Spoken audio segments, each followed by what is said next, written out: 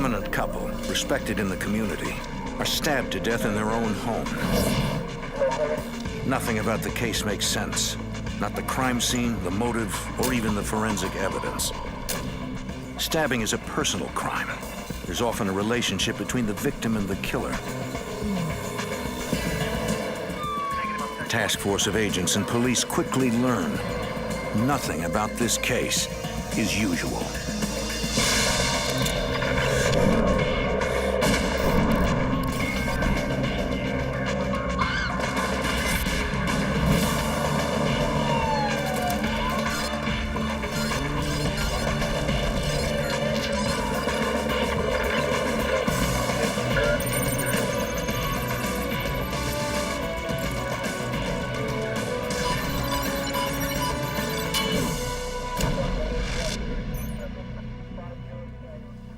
Etna, New Hampshire is a small town. It's the kind of place where people trust their neighbors and leave their doors unlocked. A double murder shattered that trust and left the entire community terrified. I'm Jim Kallstrom, former head of the FBI's New York office. The FBI and local police work day and night trying to find a motive for the brutal crime.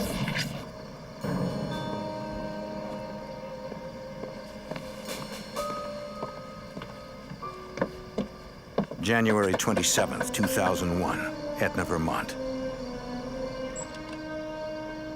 Hello? At 6:30 p.m., Carol Johnson stops by the home of her friend Suzanne and Half Zantop. Carol's supposed to have dinner with the couple. Suzanne? It's not like them to forget a dinner engagement. I'm here. Anybody home? In the study, she makes a gruesome discovery. The room is in shambles. The friends are on the floor. Blood is everywhere.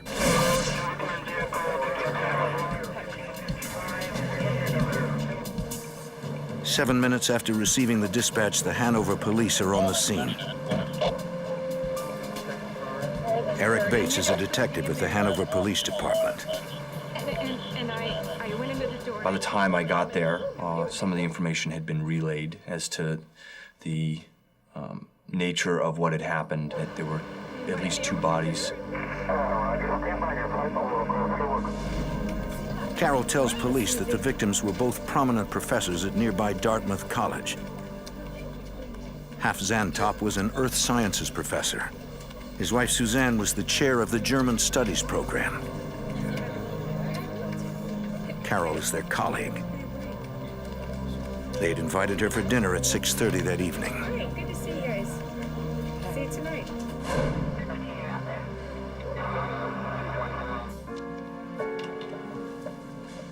The Zantop house was extremely neat, orderly, clean. Nothing was out of place. There was a two-level home, no basement. Check upstairs. The house hadn't been secured, and so that's when myself and one of the patrol sergeants went through the house and systematically cleared the house to make sure that the killers weren't still in the house for some reason. I can tell you I've never seen anything as horrific as the scene itself in the study of the Zantop home. Even with my military experience then and even now, nothing would compare to the scene that night. It was potentially a murder-suicide. And if not, and it was a double homicide, it appeared to me as though they were preparing a light meal. It was my impression that they were actually preparing a lunch and not a dinner. Although the bodies were discovered at dinner time, Bates suspects the Zantops died early that afternoon before lunch, and that the couple has been dead for several hours.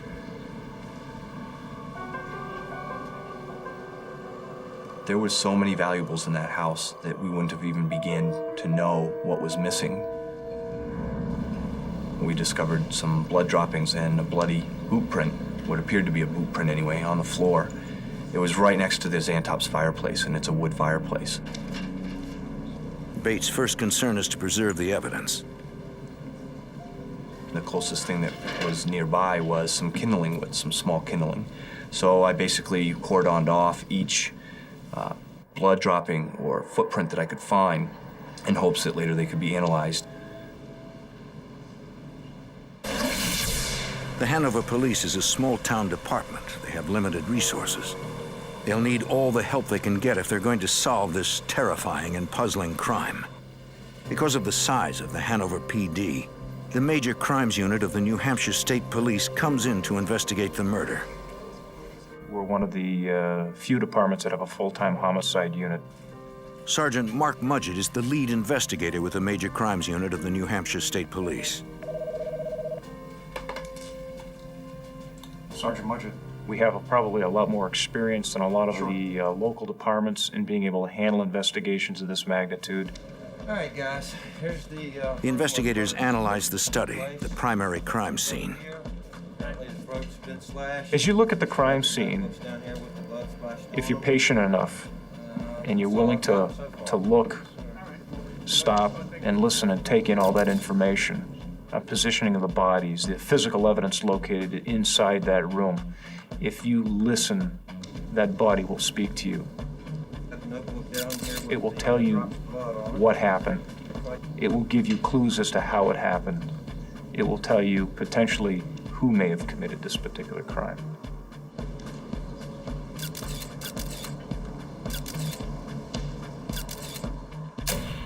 Suzanne Zantop's body was lying near the door of the study. Her husband's body was further in the room. An upturned chair was at his feet, and two other chairs were set up near the desk. It looked like a conversation had taken place in the room. Near the two chairs, police make a startling discovery. got something under here. As we started to process the inside of the study area, we immediately came across two black tactical-style knife sheaths. These knife sheaths were approximately 9 to 10 inches in length. Both of them were identical. Police assume the missing knives were used to kill the Zantops. They could be the murder weapons, and two murder weapons could mean two killers. In the living room, they follow the blood trail leading from the study to the front door. Tom Pfeiffer is the director of the New Hampshire State Police Forensic Laboratory. He is relieved to see that the blood evidence has been carefully preserved. This is a highly unusual and actually some of the best part of preserving the crime scene that could have occurred. This eliminated people entering the crime scene from actually stepping and obliterating or contaminating the footwear impression evidence. Sergeant Mudgett notes that the front door is unlocked. There is no sign of forced entry into the house. Right now, all the investigators have are a few answers and a growing list of questions. Did they invite the perpetrator or perpetrators into this? Or the questions that continue to go through your mind are, is this somebody that's known to the Zantops? Near the fireplace, Pfeiffer finds the bloody boot print.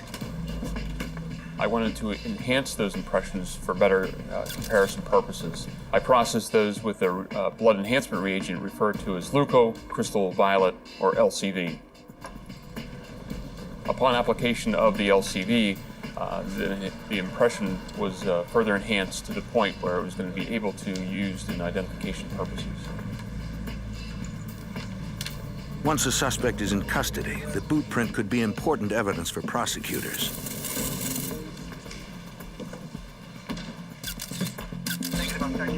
In 2001, Mike Delaney was the Assistant Attorney General for the Homicide Unit of the New Hampshire Attorney General's Office.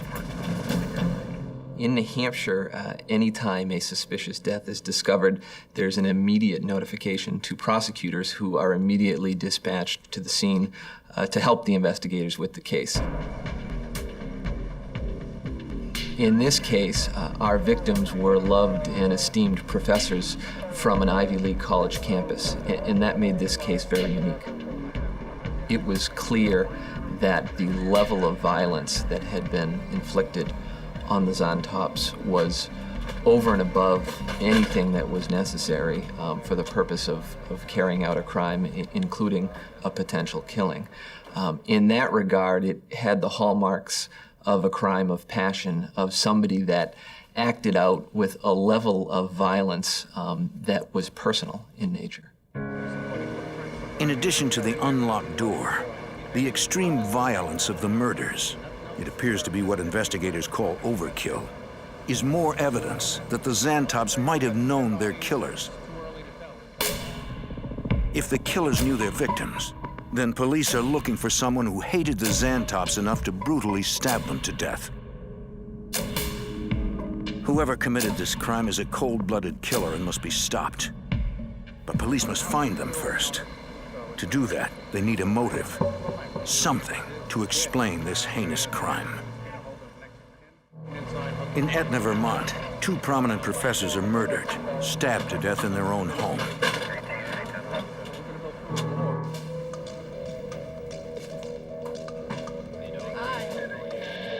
Investigators suspect whoever killed the Xantops will try to leave town as soon as possible. They check the local airport, the bus station, and finally a local cab company. How about that right there? According to the dispatcher, one of the drivers picked up a local college student the night of January 27th. It was late, after midnight. The student was going to Manchester Airport.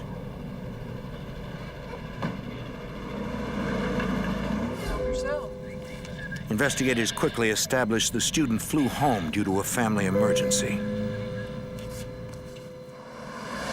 With no other leads, they assume the killers either left town by car or are still somewhere in the area.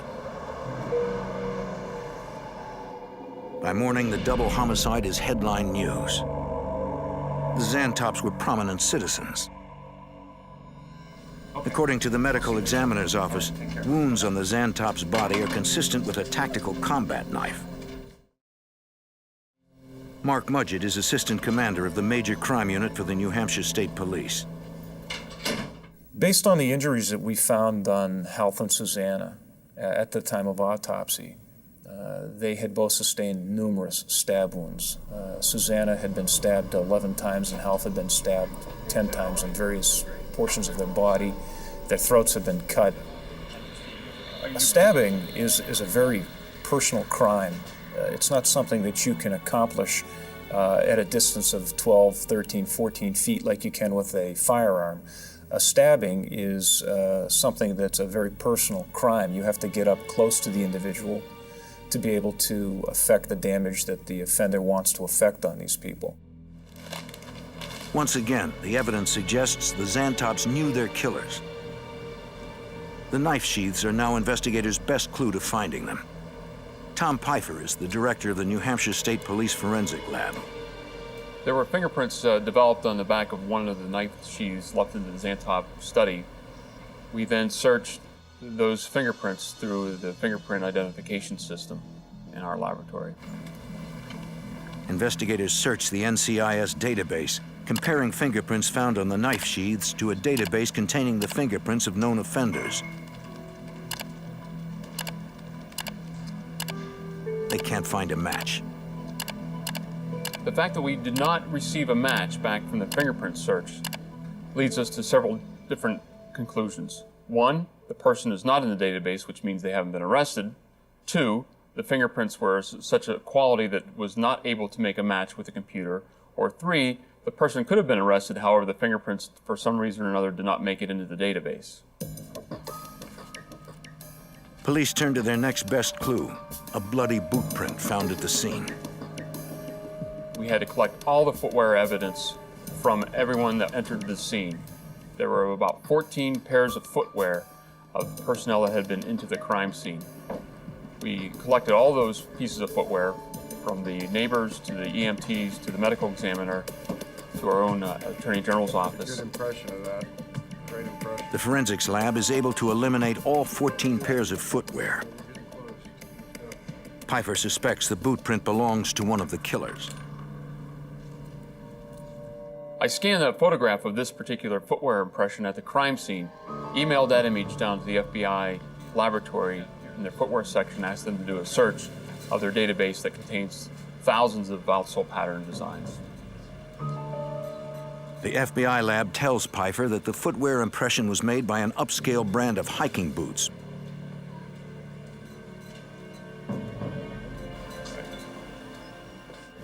It's a good clue, but until investigators have a suspect, it's meaningless.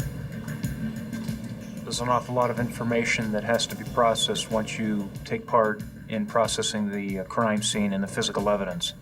That's just one aspect of this investigation, or any investigation. Now you have to start seeking out persons for information. In this case, that was quite a challenge. Everyone knew Hoff and Susanna Zantop. They had extensive faculty connections. They had hundreds of students that were in classes with them. Investigators head to the college where the Zantops worked to learn all they can about their victims.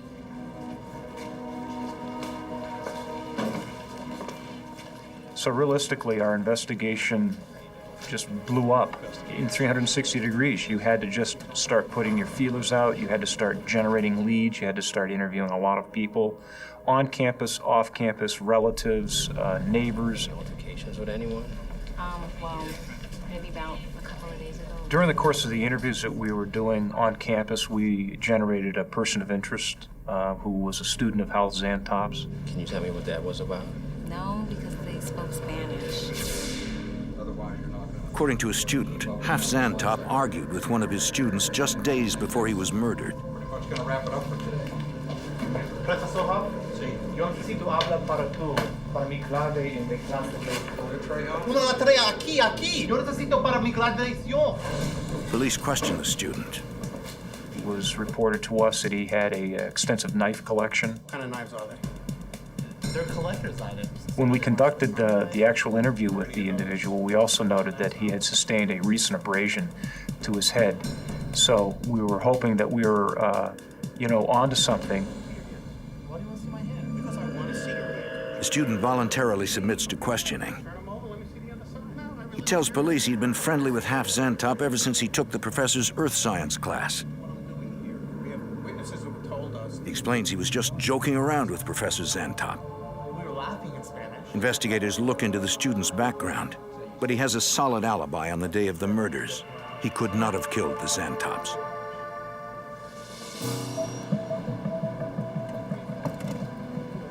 Police also investigate the Zantops' relationships with their colleagues. Popular professors on the campus. On campus, they learn that Half Zantop had recently been given a position instead of another professor. Recently, in the last. We had to travel out to where the gentleman lived in the western part of the United States to interview him because he had come and gone from the Hanover area out about the time that the homicide had occurred or shortly thereafter. The professor's car is impounded. There appear to be bloodstains in the trunk. Analysis reveals that the stains are not blood. According to the owner of the vehicle, they were made by stew that spilled in the trunk.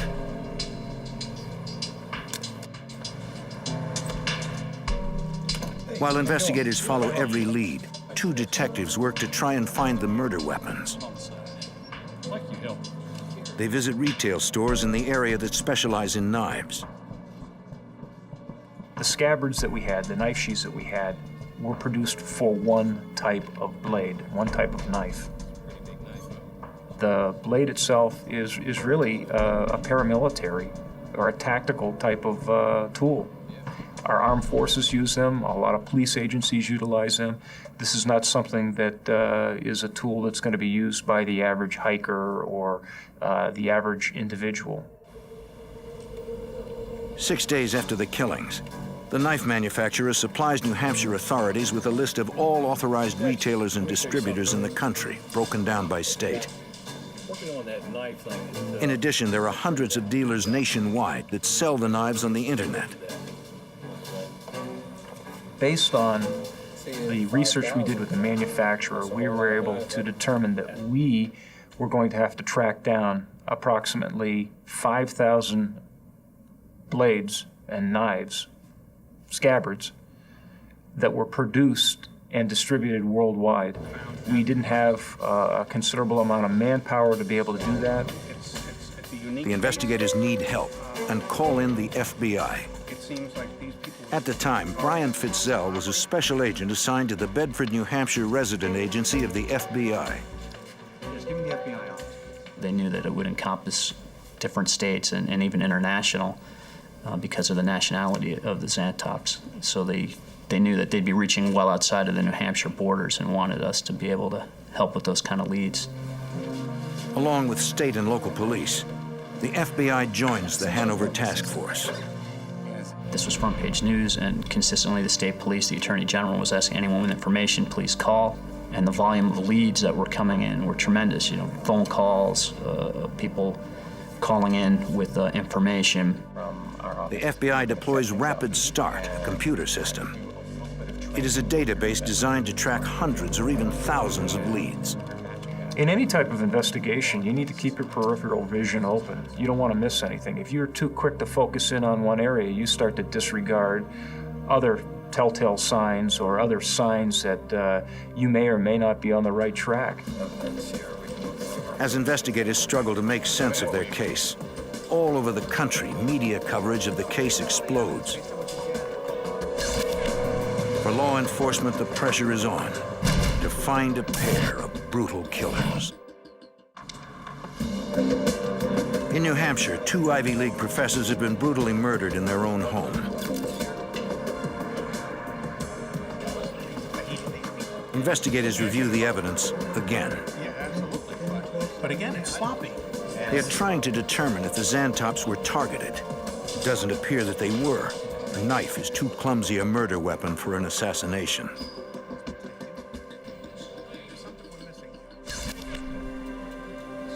Also, the killers made amateurish mistakes. If the murder had been planned, why would they leave behind the knife sheaths, a footprint, and even a fingerprint? Ironically, despite the evidence found at the scene, they're beginning to question whether the Xantops had any connection to their killers at all. Supervisory Special Agent Brian Fitzell.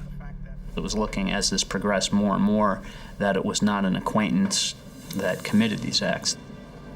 Investigators can also rule out robbery. According to the initial investigation, nothing was taken from the house. It was a murder scene that didn't match a lot of the known or the experience that most of these investigators have worked many homicides. It didn't fit into their normal model. It wasn't apparent that there was any motive other than the killing itself. It was as if these people were killed and the culprits ran right out the door. Agents contact the FBI's Critical Incident Response Group in Quantico, Virginia. Investigators want to understand how these killers' minds work. They turn to the profilers.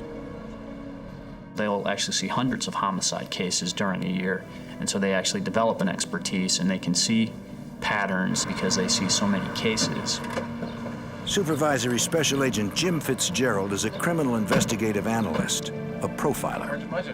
He finds the case unusual. We have 2 low-risk victims who are killed in their own house in broad daylight on a Saturday, nonetheless, when other people ostensibly in the neighborhood are home. This is the crime scene. It appears that Fitzgerald notes that the position of the chairs makes it appear as if an impromptu conference was going on prior to the murders. The only thing that's in the doorway. It was agreed upon with the investigators in the room and myself that it looks like there may have been at least several minutes in which there was some sort of conversation between Hoff and one or both of the offenders. It seems that the offender or offenders, and we were leaning towards 2 offenders at this point, were mission-oriented in that when they came into the house, their purpose was to kill Mr. and Mrs. Xantop. The murder weapon, a pair of combat knives, is particularly troubling. The use of a weapon in a homicide is very significant to your type of offender. If it's a cheap Saturday night special as opposed to a very expensive pistol with a silencer, that tells you have 2 different sort of offenders there. And on the other end of the continuum, on even a lower end of the continuum, if someone's using a knife, that tells you a lot about your offender too. been able to determine what type of knife it actually was. It's like a... The fact that the killers used knives and left behind crucial evidence tells him they are either sloppy or unsophisticated. Investigators suspect that the Zantops either knew their killers or allowed them into the house for some unknown reason. Fitzgerald is starting to get a picture of the killers, but the extreme level of violence troubles him. When we're seeing a case that it makes no sense for various reasons, from a profiling perspective, we automatically hit the default to youthfulness. We just may have someone here youthful, that the motivation is not about money, the motivation is not to get back to somebody or even up a grudge. It's, hey, we're youthful and our filtering system in our brain hasn't kicked in yet, so I know, let's go out and just hurt or kill someone. He fears he may be looking at some kids who killed just for the thrill of it. That went bad. On February 9th, a list of the killer's post-offensive behavior compiled by the FBI profilers is released to the public.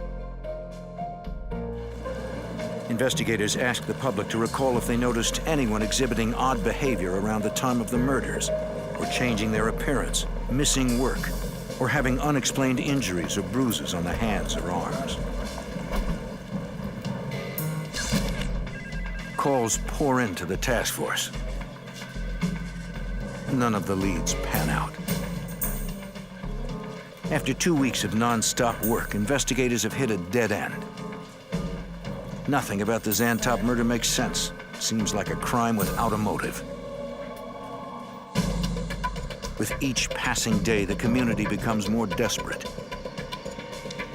2 murderers are at large, and law enforcement still has no idea why they chose the Zantops and who their next victim might be. In New Hampshire, a task force of state and local police and FBI agents tried to determine why someone murdered 2 Dartmouth professors in their own home. There was no discernible motive that we could come up with as to why these people would be killed. Supervisory Special Agent Jim Fitzgerald is an FBI profiler assigned to the FBI's Behavioral Analysis Unit. We were told initially that there was nothing missing from the house. We found out about a week or so later that, in fact, something was missing from the house. Agents learn Half Zantop always carried a wallet, and his wallet has never been recovered. Prior to us learning that the wallet was missing, it almost appeared like a motiveless crime. Now that they know one of the victims' wallets is missing, it changes everything. We said this could be a little bit different now, and this may have been a quote-unquote simple robbery gone very, very bad. Gentlemen, I just have some new information. If the motive was indeed robbery, investigators have only a handful of clues found at the scene. 2 unidentified fingerprints, an unidentified boot print, and 2 empty knife sheaths. The task force focuses on the knife sheaths and finding the murder weapons. There's really a point in an investigation where you provide the behavioral work as much as you can, and then you have to sit back and let the gumshoe work take place. Check this out. Working with the manufacturer, investigators work to track down the sale of 5,000 combat knives all over the country. Okay. This is all the dealers of that blade? It's about 5,000 of them. In addition to questioning retail dealers in the area, investigators research dealers who sell combat knives over the internet. On February 14th, they contact an internet retailer in Massachusetts. Supervisory Special Agent Brian Fitzel. 2 of the knives had been purchased by an individual in Vermont within, 20 miles of the crime scene. Bells started going off and flags were raised that we may have a good break here. The purchase of 2 identical combat knives is an extraordinary lead. Investigators follow up immediately. The 2 knives were purchased by a man named James Parker. He lives across the state line in Chelsea, Vermont. Mark Mudgett is assistant commander of the Major Crime Unit for the New Hampshire State Police. When we made the initial contact with the occupants of the home, we were somewhat shocked at the fact that it was purchased by a juvenile. Jimmy, James Parker is only 16 years old. What's going on? You James Parker? Yes. We want to talk to you about some knives. James Parker had indicated that he had bought 2 knives at that time, that he'd bought one for himself and one for a friend of his, a gentleman by the name of Robert Tulloch, that they had purchased the knives so they could use them while they were rock climbing. Oh, well, when we got Detectives to the site, ask Parker where the knives are now. So we took them to a local Army and Navy. He tells them the knives were big. Sell 'em. The boys decided they were too heavy for rock climbing and sold them at an Army-Navy store. The trooper said that the hair on the back of his neck was standing up because when he started this interview, he had the feeling that this was not a legitimate story. Investigators asked Parker if he'd be willing to answer a few questions at the police station. Is it okay if I tag along? It'd be fine. Parker agrees to be interviewed. There you go, son. And then the investigators went to interview his partner. And again, same story that didn't really measure up. What happened to the knives? Me and my 17-year-old Robert Tulloch corroborates Parker's story. We realized that the knives were too heavy for us, so The knives were too heavy. The boys sold them for $60 apiece to a stranger at the Army-Navy store in Burlington, Vermont. 60 for both. Do you have any kind of footwear, shoes, boots, anything like that? Investigators are immediately suspicious. Tulloch's statement is not just close to Parker's, it's virtually identical. We'd like to have them come downtown and make a formal It's as if the two boys memorized their statements beforehand. as a suspect, but we need you to sign this form giving us permission to do that. Is that okay? Then the detective notices something chilling. He noticed that the footwear was the make and model of the hiking boot that we were looking at. So, I mean, he knew very early on this was probably somebody involved in this crime scene. They want to take you down to headquarters. He did a very good job of maintaining the interview because this was, no arrest warrants were in hand. He went out there to find out about the knives and then very quickly realized that he was dealing with one of the murderers right there. Robert Tulloch agrees to accompany detectives to the Chelsea Sheriff's Office to be fingerprinted. Despite investigators' suspicions, without solid evidence to support an arrest warrant, they are unable to detain Tulloch or Parker. Deputy State Attorney General Mike Delaney. They had no prior history with criminal activity. They cooperated with the police when they arrived. They voluntarily provided information and fingerprints and shoes. He's free to go. They place a late-night call to Tom Pfeiffer, the director of the New Hampshire State Police Forensic Laboratory. I received a telephone call at 12 o'clock midnight requesting my assistance to the laboratory to do a comparison between a pair of boots that were recovered from a suspect in this case to those impressions that were developed at the crime scene. In order to obtain an arrest warrant, investigators need proof that Robert Tulloch's boots match the bloody boot print found at the crime scene. The pressure that was surrounding this particular case was enormous. I've never worked in a case in our state that had this much amount of pressure. If anything, it caused us to actually step back and recheck and double and triple check our work before we let anything out of this laboratory. This is your career on the line. If you make one misidentification, you might as well leave the world of forensics behind because you could never do another case. Dr. Pfeiffer compares an impression taken from Tulloch's boots to an impression taken at the Zantop house. About 3 o'clock in the morning, a colleague and myself made a match between the impressions left at the crime scene and the boots that were taken from the suspect. The fingerprints collected from the scene match Parker's. We knew that we were dealing with our murderers, and the two murderers knew that as well because after the state troopers left, these kids left that night. They got together and fled. So they gave fingerprints and footwear and then went into fugitive mode. After weeks of searching, agents and police finally identify their suspects, only to lose them. Two deadly teenage killers are now on the loose. Forensic evidence has implicated two teens, James Parker and Robert Tulloch, in a brutal double murder. Detective Eric Bates with Hanover Police Armed with Department. warrants, police travel to the boys' homes. To check your house if you don't have a problem. Both of them live with their parents in the small town of Chelsea, Vermont. No, I really don't. I have no idea. When we got into Chelsea that morning, and it was early in the morning, we had learned that they had both fled during the night, telling each other's parents that they were both going to be with the other family. Detective Eric Bates questions Robert Tulloch's parents. They have no idea where their son is. It was difficult to deal with the parents of these killers. Knowing the information that we had, you learned that the family members were good people and that, unfortunately, their children had become murderers.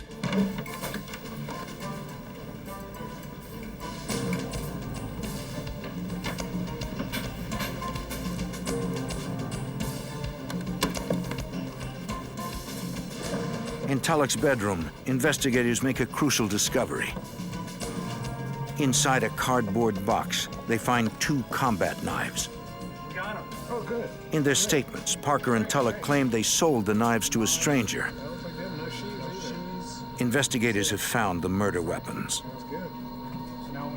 Mike Delaney is a deputy attorney general working with the homicide unit.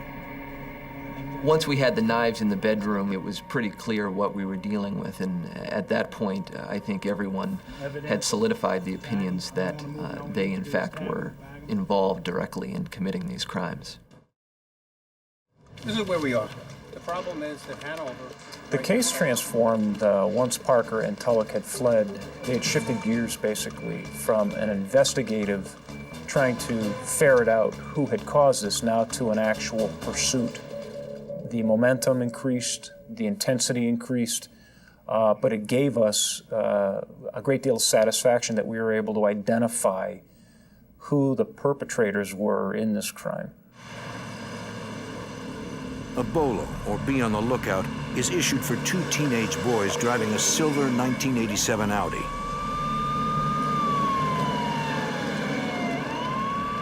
They are wanted for questioning in connection with the Zantop murders.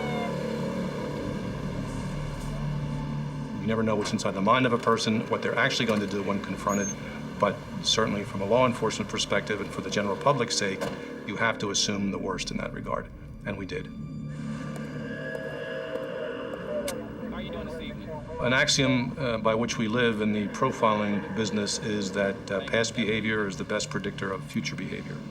So by all means, these two were considered armed and dangerous, and all the relevant agencies and states that were contacted were told that, be very careful when confronting these two, because they've killed already. Parker and Tulloch's pictures appear in newspapers and on television throughout the country. The FBI issued the UFAP, the unlawful flight to avoid prosecution, to help us in our fugitive investigation. What that allows is the FBI can turn up a lot of resources on a UFAP. In Massachusetts, a state trooper finds an abandoned car at a truck stop.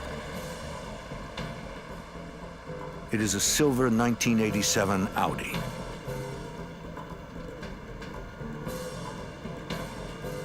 The trooper calls in the license plates.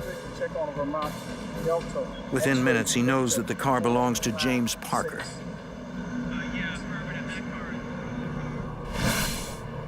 Agents converge on the truck stop. An employee remembers seeing two clean-cut teenage boys asking truckers for a ride to California. They were both looking for rides, I think. According to the truck stop employee, one of the boys had dark hair. He wore it spiked. The other boy was blonde. They called themselves Sam and Tyler. Yeah, that's cool. We were able to effectively narrow the time of our trail to their original leaving of the vehicle in Sturbridge, Massachusetts rest area. In Sturbridge, the two boys hitched a ride with a husband and wife trucking team. They dropped the boys off at another rest stop. determine what type of truck they left in from there. Based on those aggressive application of FBI resources, immediately sending people to these rest areas. The FBI moves fast. They notify trucking companies and dispatchers that the 2 teenage boys are wanted. They are believed to be armed and dangerous. Authorities learn the 2 teenage boys might have been spotted at a truck stop in Columbia, New Jersey. According to witnesses, they hitched a ride with another trucker. We were narrowing the chase because as our information was getting better, it was clear to us where we thought they were heading. Agents notify police all over the region that the fugitives seem to be heading west.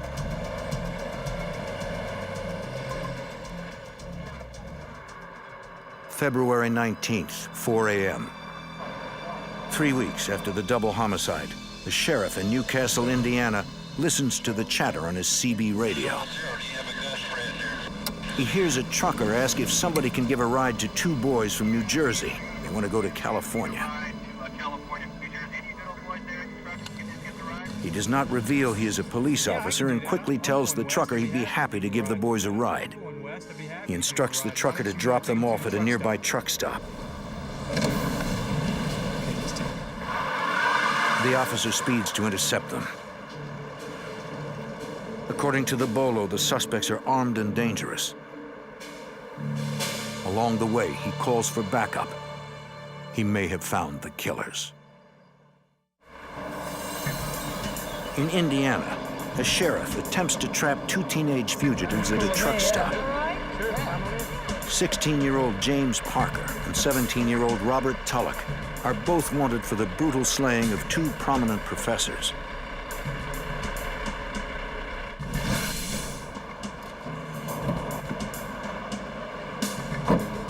At the truck stop, the officer asks the 2 boys for their names. What's your name? Tyler J. Jones. Tyler J. Jones. What's the J stand for? Jeffrey. Tyler Jason Jones? Jeffrey. Jeffrey. Okay. Where are you from? We're from Encino, California. Can you spell that? E-N-S. How about you? What's your social security number? All right, love it. You don't remember it right now? Well, hold on a second. Copy that. Look at the description. That's you? You heard that? We've got the suspects here. We identified themselves. Guys, hold the over in the car. He takes Parker and Tulloch into custody.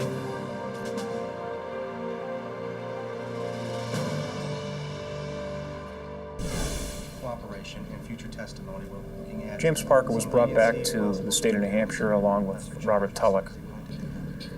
Adult certification hearing was commenced against James Parker, and he was ultimately deemed to stand trial as an adult for the murders of Hal and Susanna Zantop. Just to steal some money. Once he was certified as an adult, Steal cards and credit card information. James Parker's attorneys approached the state of New Hampshire in wanting him to offer testimony against Robert Tulloch. James Parker ended up cooperating with law enforcement and was interviewed extensively by the New Hampshire State Police and the Attorney General's office. James Parker pleads guilty to a reduced charge, accomplice to second-degree murder. Robert Tulloch. In exchange, he agrees to testify against his best friend. He tells police the chilling tale of what happened on the day the Zantops were murdered. Try something. What materialized is the fact that these 2 guys were bored with their life in Vermont, that they envisioned going to Australia or some far-off place. They originally decided that they were going to rob somebody and take their ATM card or something to that effect, take $10,000 and fly to Australia. Hey, I've got a question. Our car They broke down. came up with the idea of knocking on somebody's door and saying that they had car trouble, can we come in to use your phone? And when I don't think so. they tried this in Vermont, the person felt very strongly that these two were up to no good and slammed the door in their face and said, "Get off my property." He was very close to being a victim of that.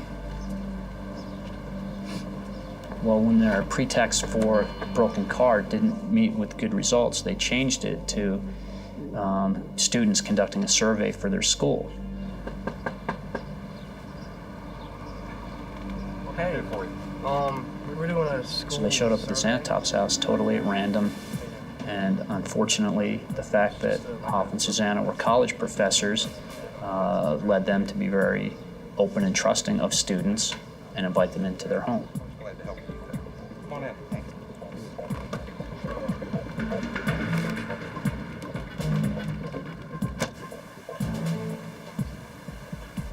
And in the office environment where Hoff was murdered, it was clear that he was sitting at his desk conversing with these two students who were writing their pretend notes and interviewing him, and and then the signal was given to murder him in cold blood right in his office.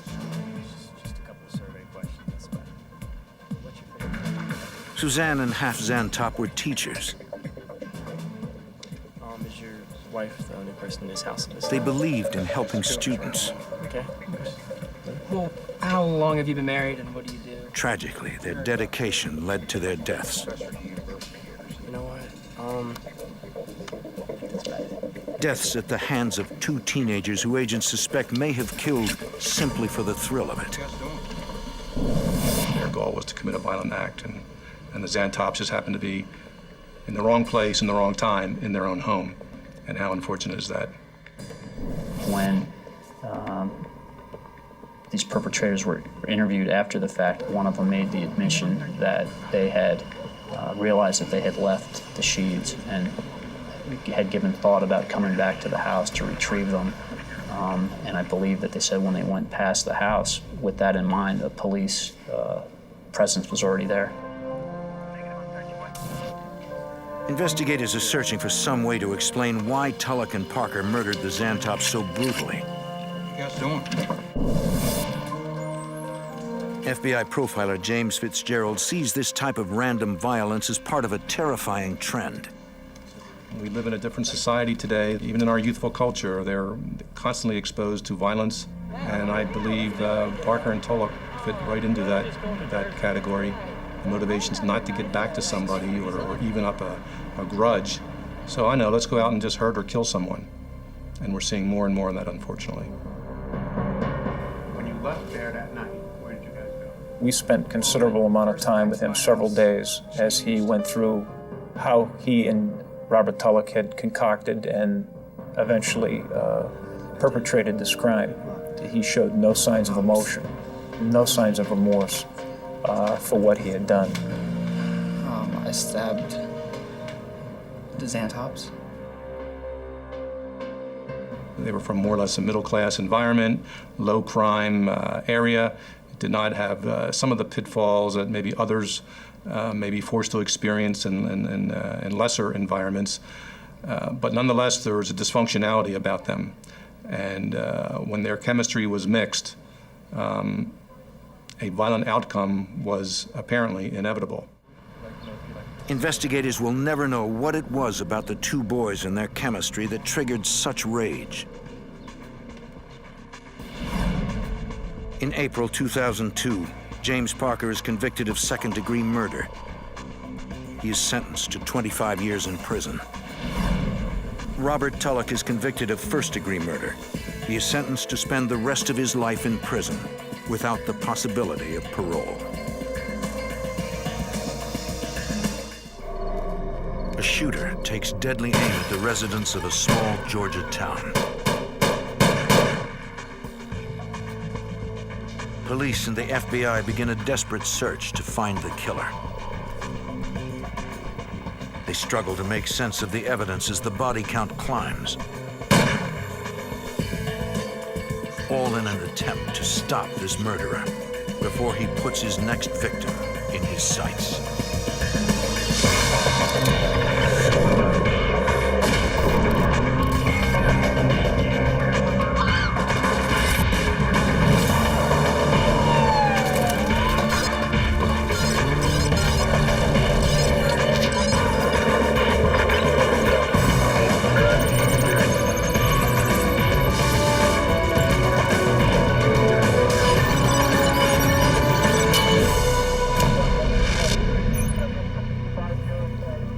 Georgia, a series of bizarre shootings terrorized the small town.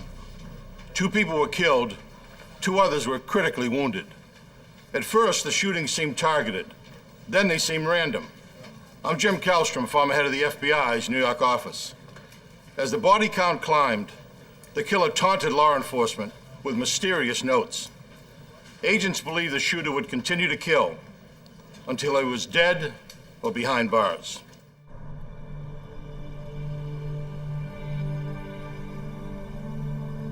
East Point, Georgia is just 7 miles south of Atlanta. It's a quiet city with a population of 40,000. East Point averages 6 to 8 homicides a year.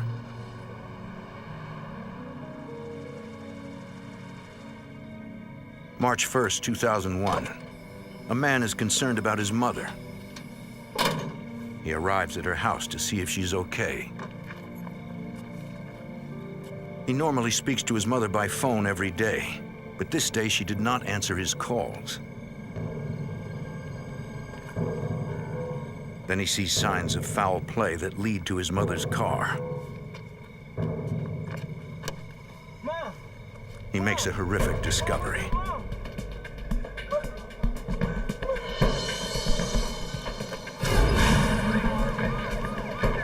Minutes later, East Point Police and Lieutenant Russell Popham begin a homicide investigation. We discovered the victim was a female that had been shot and she was dead of multiple gunshot wounds. We did notice that she had been there for about 24 hours. Police can already rule out one reason why the victim was murdered. As always in any kind of crime, you try to figure out the motive. But obviously her car was still there as well as her pocketbook. So we didn't think at the time that robbery was the motive.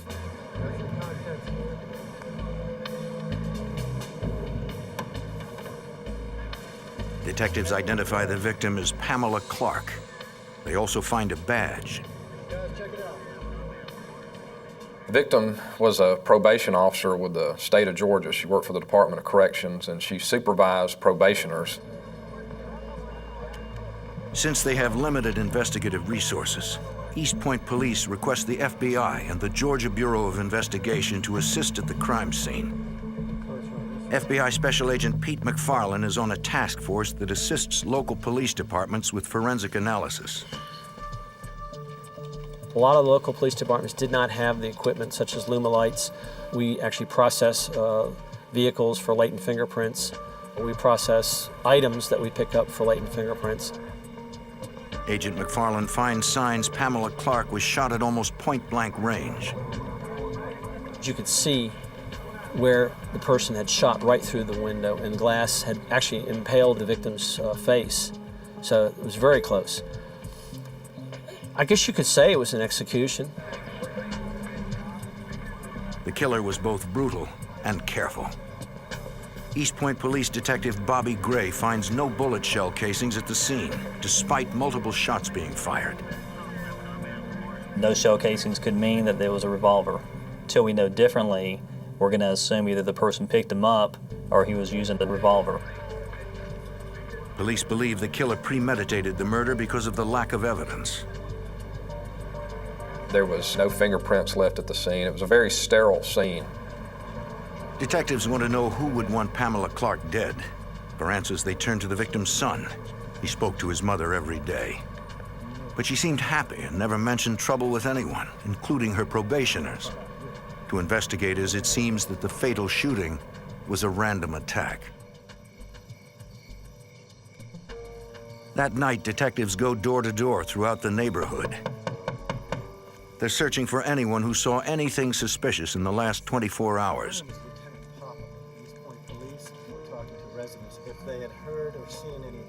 They find only one witness. He was in the shadow, though, and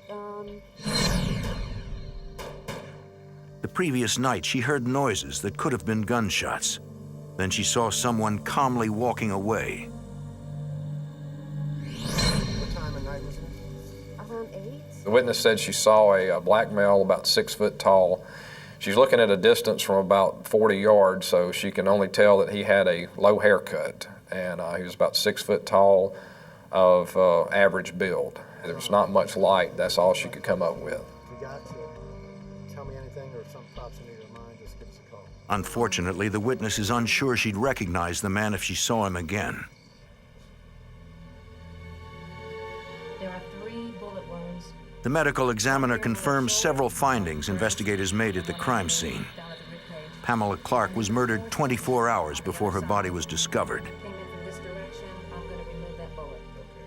The medical examiner identifies 4 bullet wounds, 3 to the left side of the torso and 1 near the right armpit area.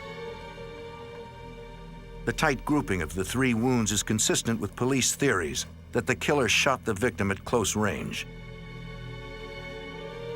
Police get their first clues about the murder weapon when the medical examiner removes 3 .40 caliber bullets from the body. Although 3 bullets are recovered, the victim had 4 gunshot wounds.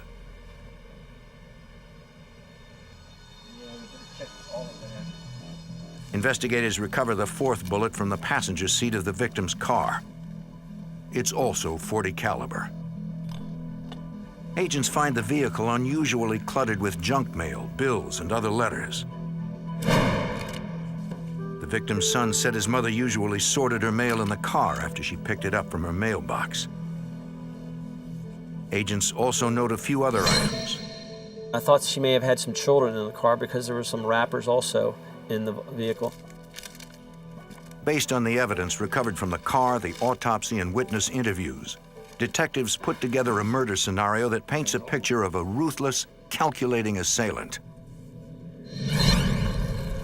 Investigators suspect the killer was lying in wait as Pamela Clark arrived home on the evening of February 28, 2001, at about 7:30 p.m. It seems he was familiar with his victim's routine as she arrived home from work. There he'd have a captive target as she sorted her mail. Detectives believe the killer either picked up all the .40 caliber shell casings or had some other way of containing them as he fired. Then he left Pamela Clark to die. Police have a theory on how the victim was murdered, but they have no suspects and a killer on the loose. We have an extreme whodunit. We have bullets, we have a car, and we have a body, and that's about all we have. With so little to go on, it will be difficult to find justice for the murdered probation officer. East Point, Georgia police and the FBI have a killer on the loose, a killer who murdered probation officer Pamela Clark. They have no leads and no suspects. They only know the killer approached her while she sat in her car, then shot her 4 times at close range with a .40 caliber handgun. Everything's going good here. What have you been up to? Not much. Talk to you then. Bye. Investigators like East Point Police Lieutenant Russell Popham try to understand why someone would want Pamela Clark dead. There's an old saying that if you can establish the motive, you can solve the crime. We immediately went to work on her immediate family, her contacts, as well as her job as a state probation officer. The victim's son said she never mentioned having any enemies. Detectives focus on the victim's job as a probation officer, where she worked with dangerous criminals on a daily basis. The probation officer has the power to send a violent criminal back to jail. Okay, here's our office. All right. Just look around, and if you need me. Police search the victim's office to examine her case files. She had a typical caseload of anywhere from 70 to 100 probationers.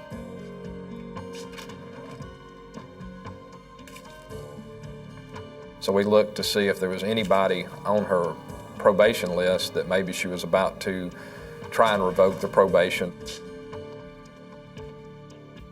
This took about 15 days to go through the list. Detectives question each of Pamela Clark's probationers to find out where they were on the night she was killed. Yeah. Devereaux, I'd like to talk to you. About... You familiar with Miss Clark? She's your probation officer. Yes. You know what happened to her? No. Most of them are saddened to hear of her murder. Murdered? Yes. Where were you the night she was murdered? And she's like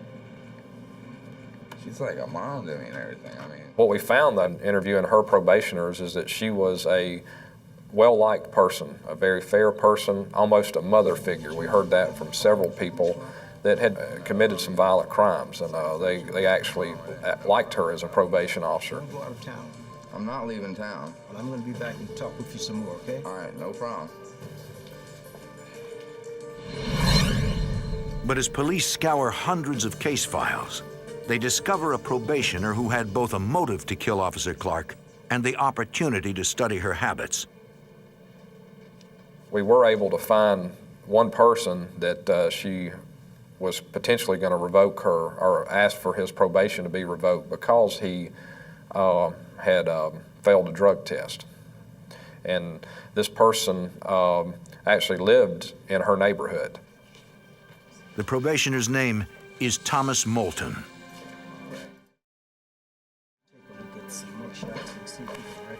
Detectives put a mugshot of Moulton into a photo lineup. They show it to the witness who saw a man walking away from the crime scene on the night of the murder. The witness identifies Thomas Moulton as the man she saw. With the positive ID, it seems investigators may have an open and shut case. March 15th, 2001. 2 weeks after Pamela Clark was gunned down. Police have an arrest and search warrant for Moulton. Your hands. What's wrong? What did I do? What's wrong? Tell me what's going on, man. You're under arrest for parole violation.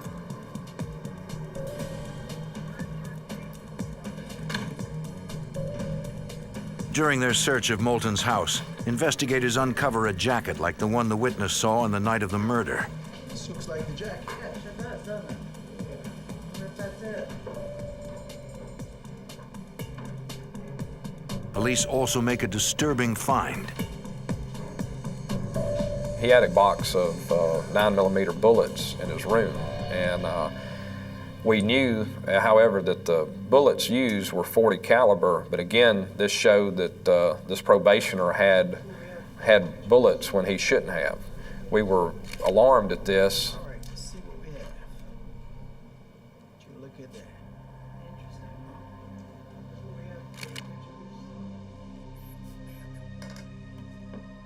We still had a lot of work to do to prove or disprove that this person did it. Thomas Moulton submits to a polygraph test and agrees to be questioned without a lawyer present. Did you kill Pamela Clark? No.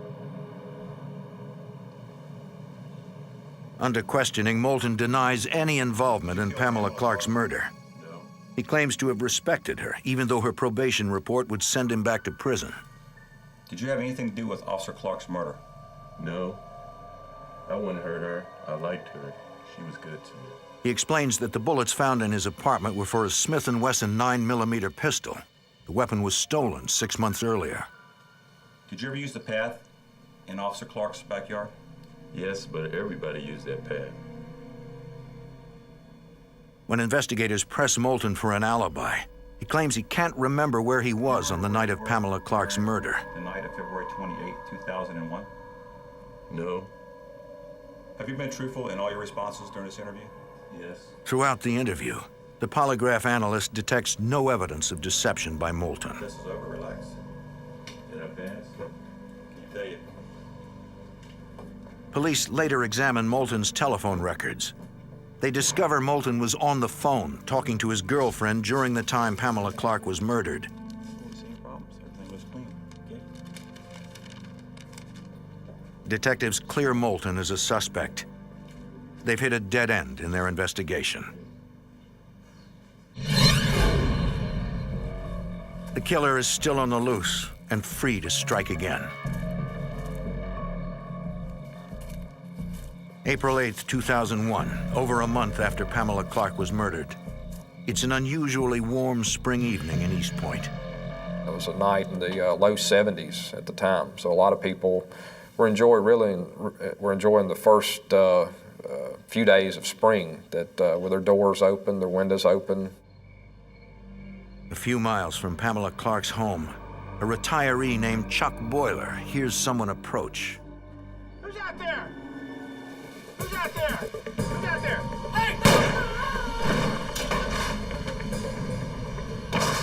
The bullet shatters the man's arm and rips into his chest. He tries to fight back, but he's rapidly losing blood. The gunman lingers.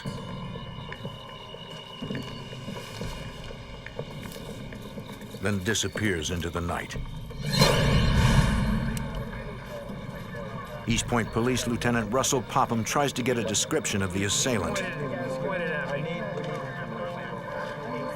But it's no use.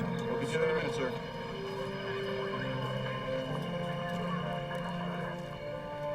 He couldn't tell if it was a man or a woman, the race of the person or anything.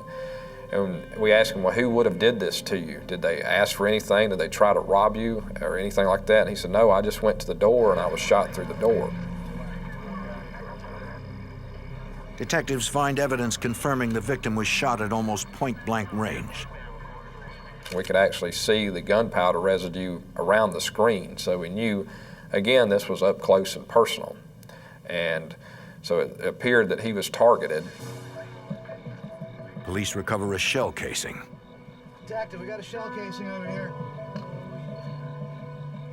Yeah, 40 caliber. It's .40 caliber. Then detectives find an unusual clue deliberately left behind by the shooter. It's an ominous note that reads, "I was locked up for 6 weeks. Someone must pay." The reverse side of the note is signed in yellow highlighter. The gunman calls himself Jack. As East Point police try to make sense of the note, they have no idea that more violence is being unleashed just a few miles away.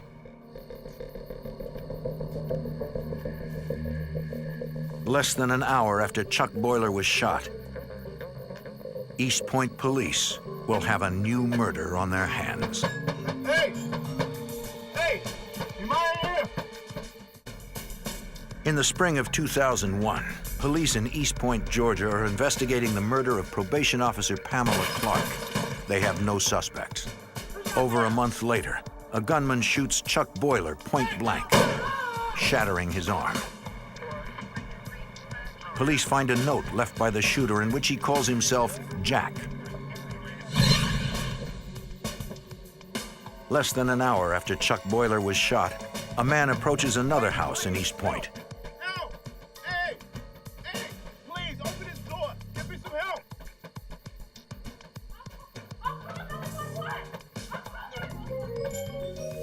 The man isn't a shooter, he's a victim.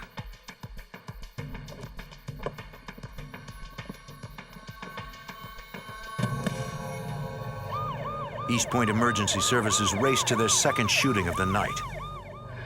Police learn the victim's name is Andrew Wilson, a janitor at a local hospital. In a few hours, Wilson will die from gunshot wounds to his back. Police need to know what happened.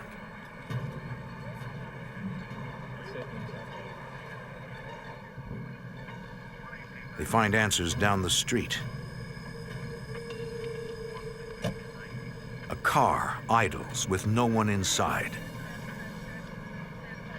Police run the registration and learn the vehicle belongs to the victim. Investigators find bullet holes in the vehicle that indicate Wilson was shot in his car as he pulled up to the intersection. The fatal bullet likely passed through the driver's side rear window, through the back of the driver's side seat, and into the victim's back. After Wilson was shot, detectives believe he got out of his car and desperately searched the neighborhood for help. Hello? I need some help, please!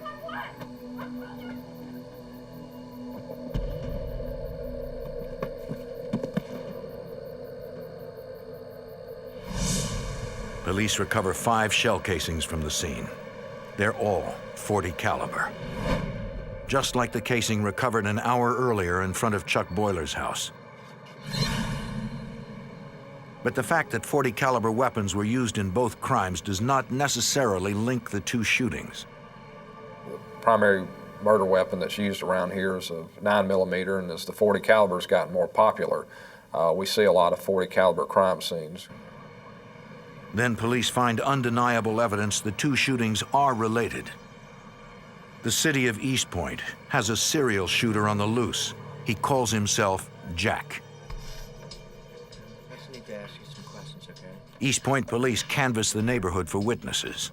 Okay, yeah, They find a woman who saw a black male loitering in the area before the shooting. She saw that this man standing there, and he was pacing back and forth. And she watched him for 10 or 15 minutes, and she said, "This is not right." The witness phoned police to report the man. Yes, I was wondering if you could send out a patrol car to 5th and Brown. Yes, well, there's a man out here. I've never seen my neighborhood. It's pretty scary, and... Okay, thank you. When she went back to the window, she saw a car approach the intersection.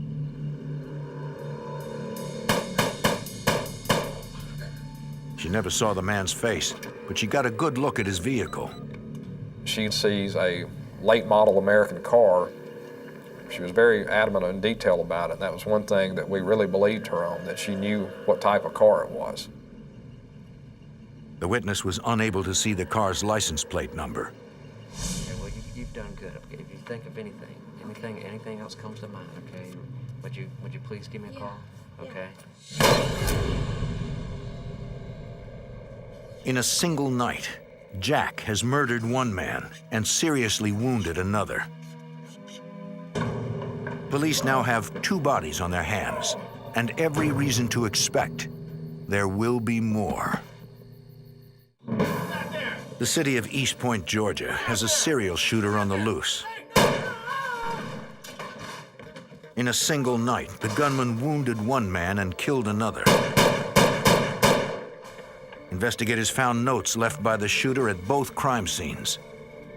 They were signed in yellow highlighter, Jack. East Point Police and Detective Bobby Gray fear the shooter will strike again. The frustrating thing about this investigation is we didn't know who, we didn't know why, and we didn't know who would be next. 4 days later, on April 12, 2001, a shadowy figure approaches another house in East Point. A woman is unaware she's a target.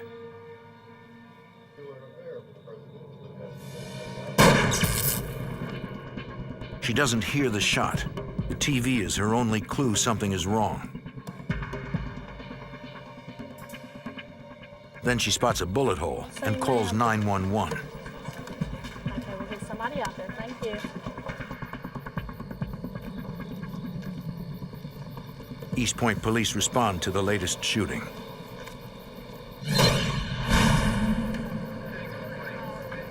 Detectives believe the shooter targeted the woman and hit the TV by mistake. She's lucky to be alive. Did you hear anything prior to the shot? I didn't. I was sitting there watching TV, and I remember flipping through the magazine, and that's all I can remember. I'm sure. If it wasn't for the TV being in front of the window, the person watching the TV would have been dead. The bullet went through the window, went through the screen, went through the back of the TV, and fortunately, it lodged inside the TV. Investigators uncover a chilling note that supports their theory and threatens many more victims. It reads, "Better count your body bags." We knew that this person wasn't going to stop. We're going to have more victims. It's not a matter of if, it's a matter of when and how many. Police have no doubt as to who did the shooting. The killer, who calls himself Jack. Hours later, crime scene technicians recover a bullet from the woman's TV set. It's .40 caliber, consistent with Jack's MO. East Point detectives need to stop Jack before he makes good on his threat to fill body bags with more victims. They appeal to other police agencies and the FBI for help. FBI Special Agent Pete McFarlane examines the evidence.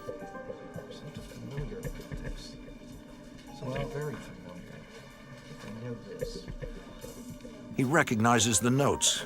He found one when he processed the car of murdered probation officer Pamela Clark. At first, he thought the note was just a child's scribbling.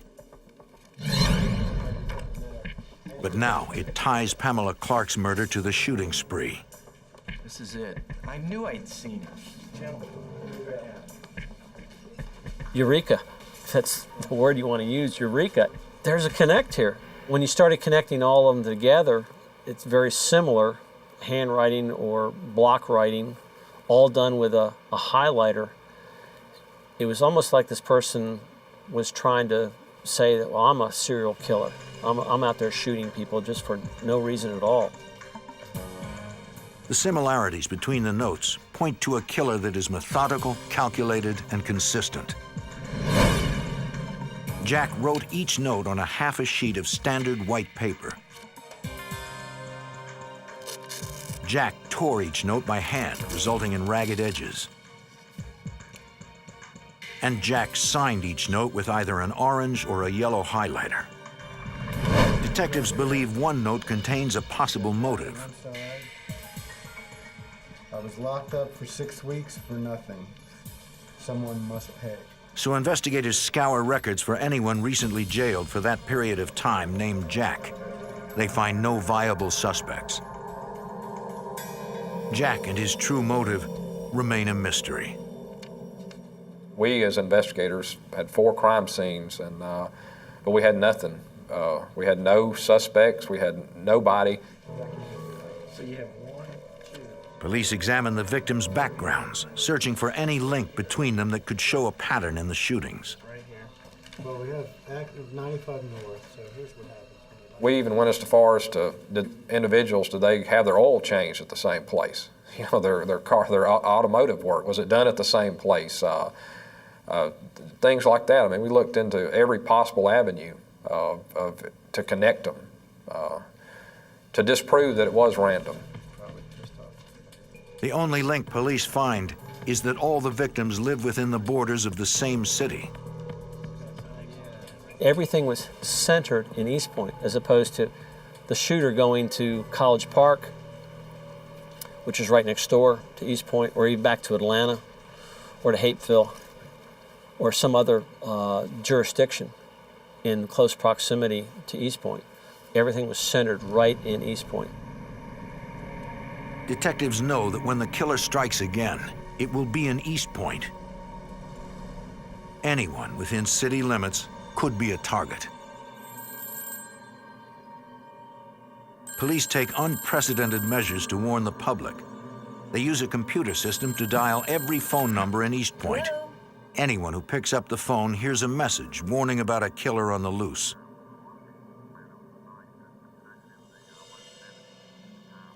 The taped message tells the public to call police if they see anything even slightly suspicious. It puts the entire city on edge. East Point police work around the clock, canceling leave and beefing up patrols to catch Jack before he strikes again. But they're up against a gunman who kills at a time and place of his choosing. We felt helpless. We're here to protect the citizens of East Point, and we're here to help. And unfortunately, you don't know when the next shooting is going to happen. You don't know who's going to be the victim.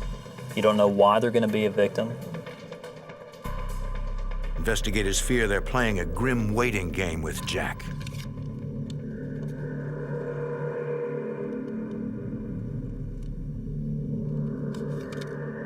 I can remember a veteran FBI agent that had worked on some serial murder cases, serial rapist cases, and he said, I'll never forget this, he said, you're probably just going to have to sit back and wait for another one to happen. And that's not really what you want to hear.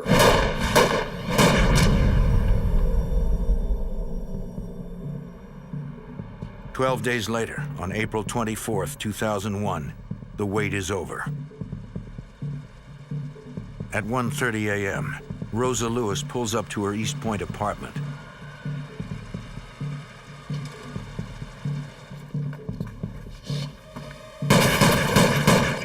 She's Jack's fifth victim.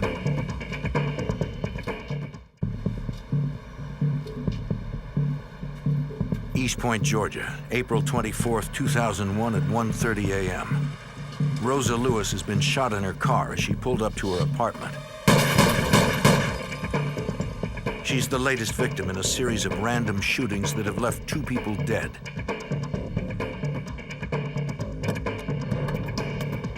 She fights to avoid becoming the 3rd murder victim. Despite 4 bullets that have ripped into the left side of her torso.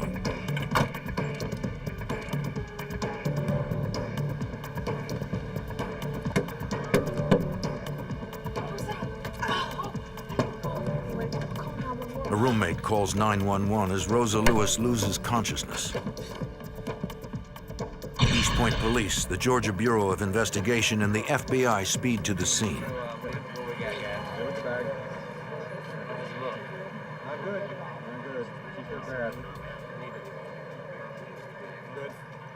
East Point Police Lieutenant Russell Popham can't get any answers from the victim. Not now, maybe never. What we were told was that she was not going to live. We were told that she was that critical, her blood pressure was already dropping, that she wasn't going to live. Investigators turn to the physical evidence left behind. Once again, they find .40 caliber shell casings, 4 of them. Detectives know the killer, who calls himself Jack, used a .40 caliber weapon in all 4 of his previous shootings. Agents find another clue on the roof of a car that the shooter used to steady his aim. But you could see where he actually reached across the roof, and it was laying across the roof of this vehicle, shooting into the vehicle. You could see the V shape of the muzzle blast on the car itself. The connection is, this is so close. It's so close that this person could not miss. It's not like shooting from 25 feet, 50 yards away. This person got right up into the victim's face and was shooting that person. Police search for Jack's signature clue. We immediately began to look for a note. We had the .40 caliber casing, so we immediately began to look for a note. We could not find a note in the darkness. We could find a note, and it wasn't a windy night, so we didn't think the note had blown away, but we couldn't find it. Although no note is recovered, police find similarities between the Rosa Lewis shooting and the murder of probation officer Pamela Clark. Both women were gunned down in their cars, with multiple shots fired through the driver's side window at close range. Then detectives uncover a shocking clue that changes the entire investigation. Rosa Lewis was a probation officer just like Pamela Clark. They knew each other. They worked in the same office together. This is too coincidental. Detectives no longer believe the shootings are random. Somehow the Rosa Lewis and Pamela Clark shootings are related. Police interview Rosa Lewis's roommate and learn Rosa moved into the apartment 2 months ago after a recent divorce. But she described the relationship to us as an amicable divorce. She even said that the victim's ex-husband had actually helped her move in. There was no reason to believe that he had a motivation to want to kill her. Agents and detectives go door to door, searching for any witnesses to the shooting. And we did find one lady who actually lives on a street behind the apartment complex who said she heard the shot. She looked out her window and she saw a car leaving that area. And she described it as a blue car, and she gave us that it was similar to a particular make of a car. So we had now a car, the kind of car we're possibly looking for, the make and model. We just weren't certain what the tag number was on the vehicle. The witness never saw the killer's face. Once again, police are left with only a vehicle description. Later that morning, police notify Rosa Lewis's family about the shooting, including her ex-husband, William Lewis. We knock on the door and nobody answers. We knock a few more times and we're about to leave, and as we turn around to walk to our car, a car pulls in. The first thing that we notice is that this car that pulled in was very similar, if not the same kind of car that was described leaving the shooting. The man driving the car is William Lewis. Detectives break the tragic news to him.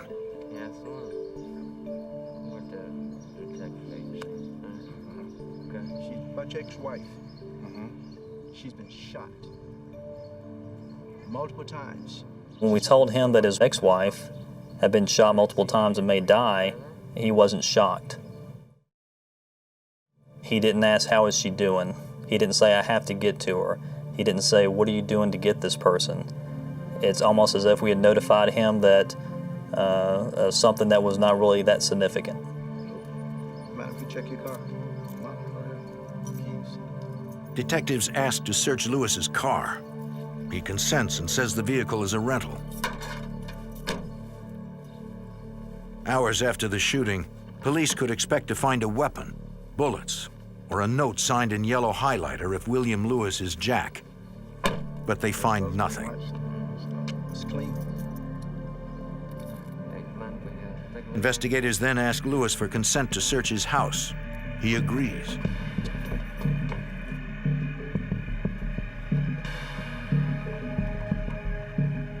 The living room is clean, but it's only one of many rooms. Mr. Lewis, is that your bedroom back there? Yeah. Mind if I take a look?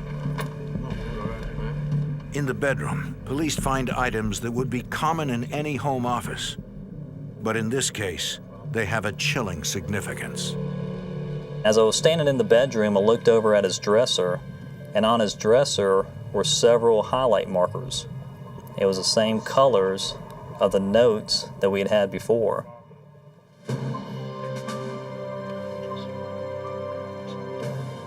Mr. Lewis, would you mind coming with us back downtown for a little while?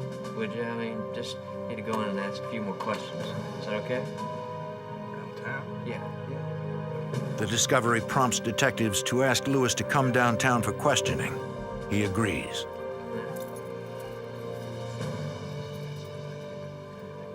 I think he wanted to be as cooperative as he could. He wanted to convince us that he was not the person. Police have no way of knowing if they just put Jack in their car or if it's another dead end. Probation officer Rosa Lewis lies in a coma after being shot 4 times in the chest. Police believe she's the 5th victim of a serial shooter who calls himself Jack. Detectives find circumstantial evidence that points to the victim's ex-husband, William Lewis. But they still have no idea why he went by the name Jack or what prompted his shooting spree. While Lewis is transported to the police station for questioning, other investigators are dispatched to the probation office where his ex-wife, Rosa Lewis, worked. They search her desk for clues. It's the same office in which the first victim of the shooting spree, Pamela Clark, worked. The women were close friends. Investigators find evidence that Rosa Lewis feared for her life. Weeks before she was shot, she wrote a letter and placed it in her desk. It said if anything happened to her, it was her ex-husband who was responsible. From the letter, East Point Police Detective Bobby Gray learns William Lewis made threats to stop Rosa from divorcing him. He would tell her things like, I know people. I know people who can do things to you.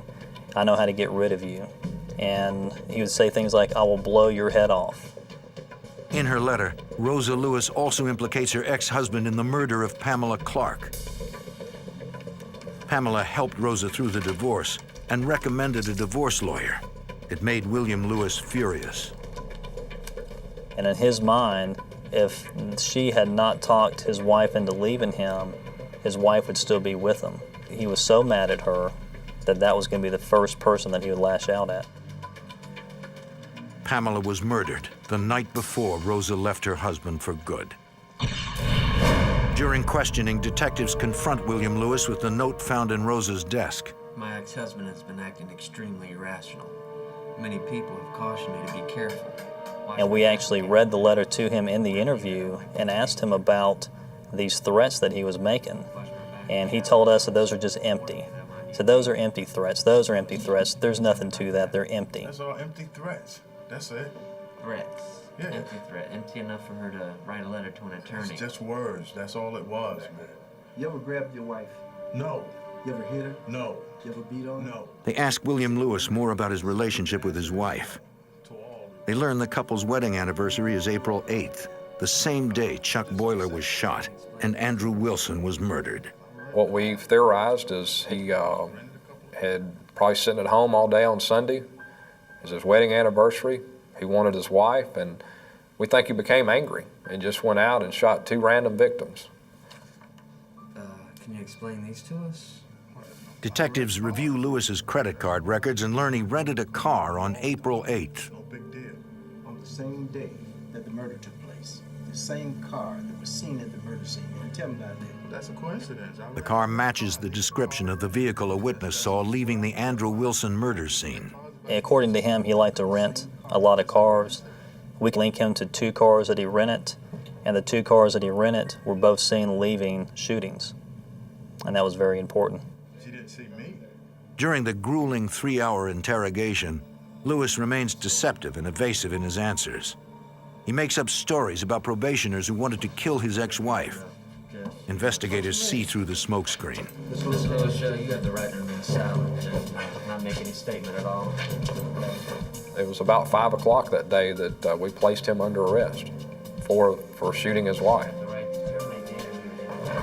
Do you understand me, right? I love my wife, okay? But Rosa Lewis was only one of 5 people targeted by the shooter known as Jack. If William Lewis is Jack, police still have to prove it.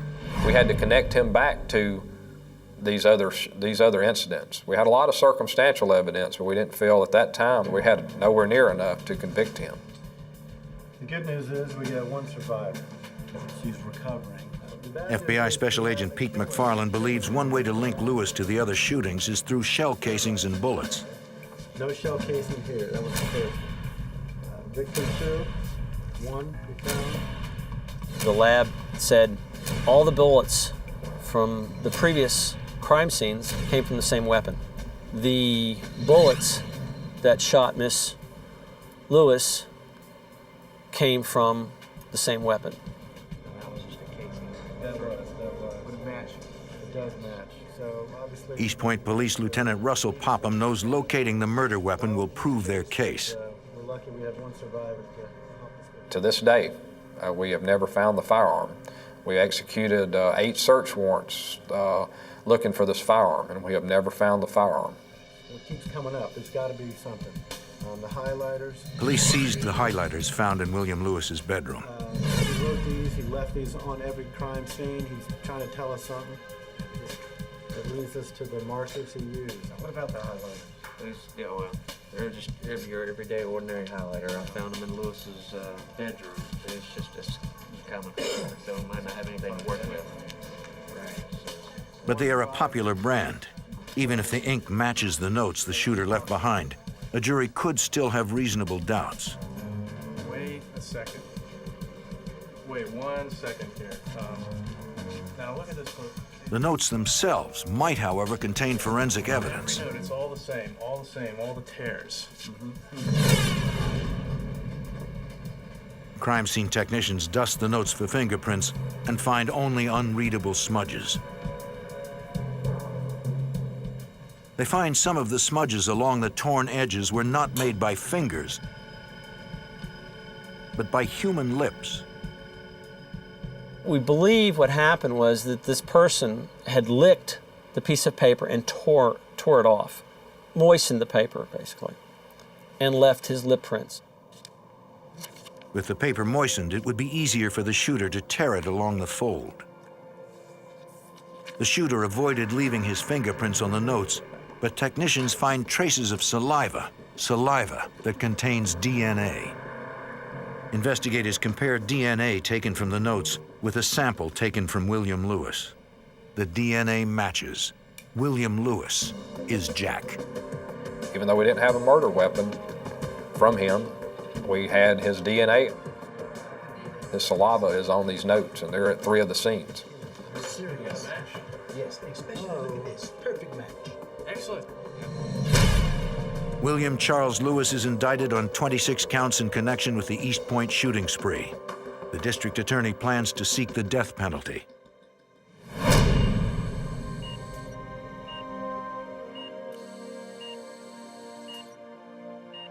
William Lewis's ex-wife, Rosa, emerges from her coma after months of hospitalization and eventually returns home.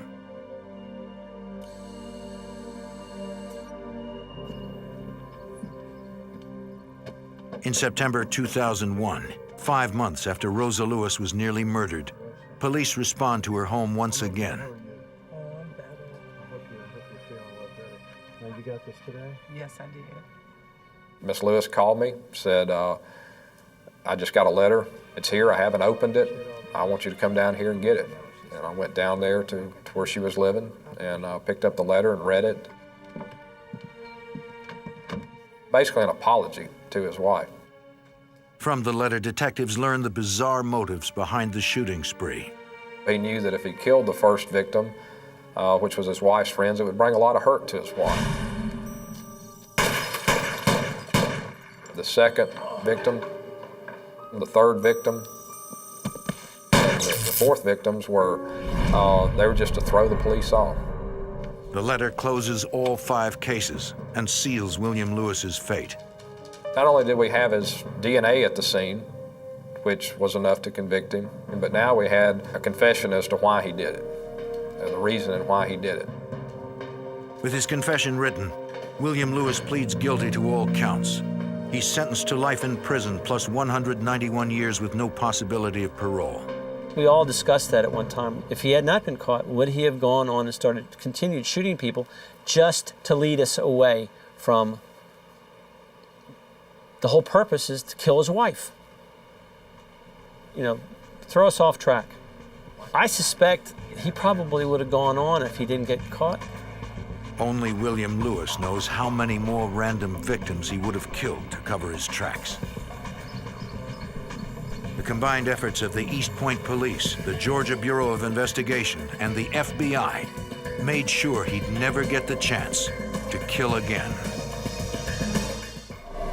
From the Caribbean islands to the east coast of the United States, a deadly drug gang makes millions. But its leader remains a mystery. As their cocaine trafficking business thrives, the violence rages out of control.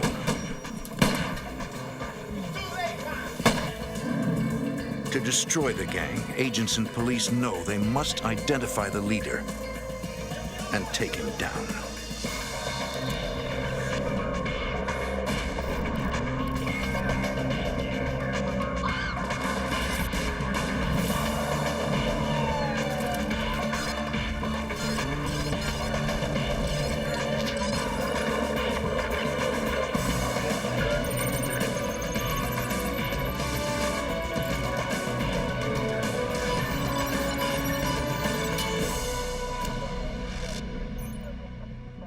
The United States is one of the most profitable drug markets in the world.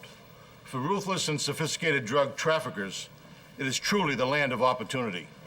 I'm Jim Kallstrom, former head of the FBI's New York office. In the 1990s, a violent drug organization moved thousands of kilos of Colombian cocaine through the Virgin Islands and into Georgia. It would take a task force of dedicated agents and police to shut down this multi-million-dollar operation and destroy a cocaine empire.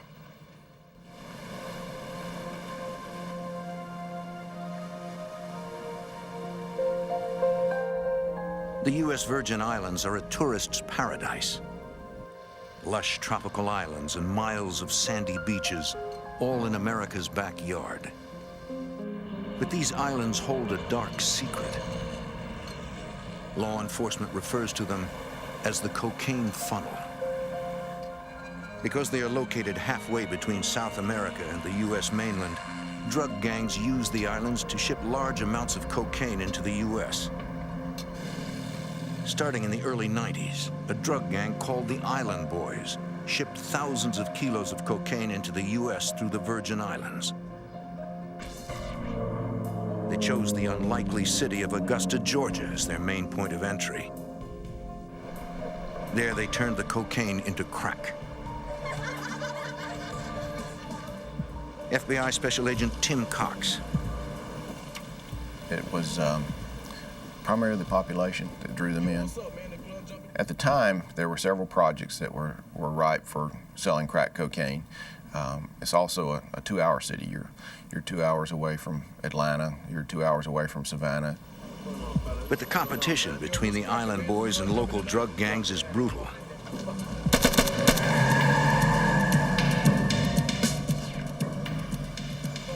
Eugene Smalls runs the Augusta operation for the Island Boys. Business is good. In 1991, the gang is raking in millions. And Smalls makes a big target.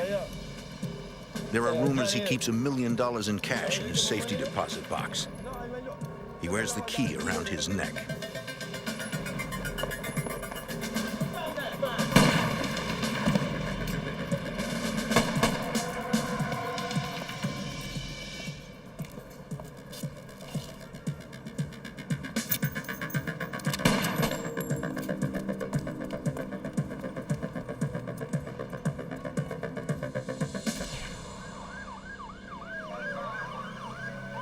By the time Augusta police arrive, Eugene Small's safety deposit box is empty, and the powerful drug dealer is fighting for his life. He survives, but his injuries are severe. The rising violence in Augusta concerns police, and the Island Boys are at the center of it. The Augusta police discuss the problem with the FBI. They start by explaining what they know about the gang. The local authorities, through their contacts with informants and some of the arrests that they'd made previously, knew that there was an increasing number of these gentlemen coming up from the Virgin Islands. The informants had given indication that they were moving more and more cocaine into the area. In October 1992, the FBI and U.S. Customs worked to build a federal conspiracy case against the Island Boys. Cox suspects the Island Boys are working with a major Colombian cocaine cartel. One thing is clear, they are as mysterious as they are deadly. We didn't have any inroads into the group, so we were having to put together as much intel as we could by bits and pieces. Agents assemble photos of suspected gang members taken by the local drug squad. Former U.S. Customs agent Larry Sapp. So we didn't even know who they were. We'd put them in there to see if somebody would later identify them. They also scour every report they can find that has any connection to the Island Boys. One report stands out. A month earlier, 2 DEA agents spotted Eugene Smalls at the airport in Atlanta. Despite his injuries, the local drug boss personally picked up a passenger on a flight from the Virgin Islands. The DEA decided to follow Smalls. Agents radioed the Georgia Highway Patrol and asked them to pull the car over for speeding.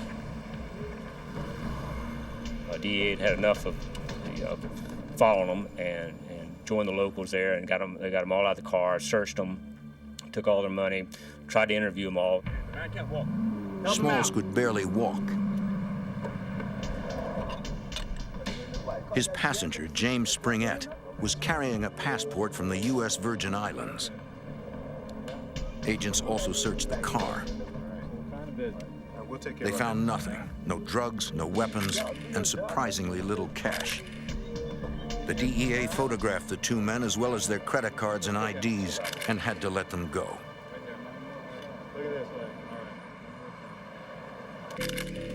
Agents can use the credit card information to track the movements of all 4 suspects.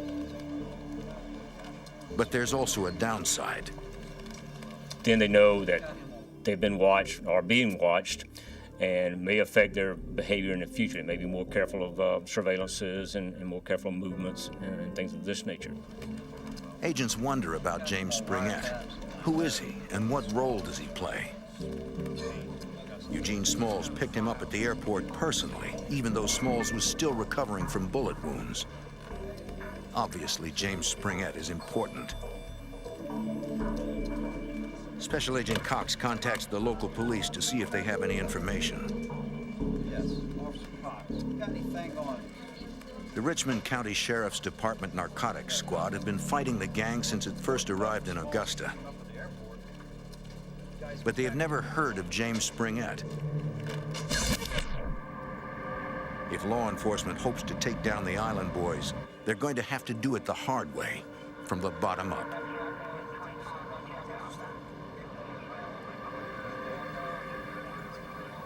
We started on the street level, doing surveillances when we could, getting information from the local authorities, and trying to develop some other inroads into the group. Again, they hit a brick wall. The Island Boys have a dangerous reputation. Even paid informants were afraid to talk about the group. It was hard to develop informants because this group was known to be violent, and informants were afraid to do anything with them because they had a reputation for hurting and killing people. Federal authorities conduct surveillance.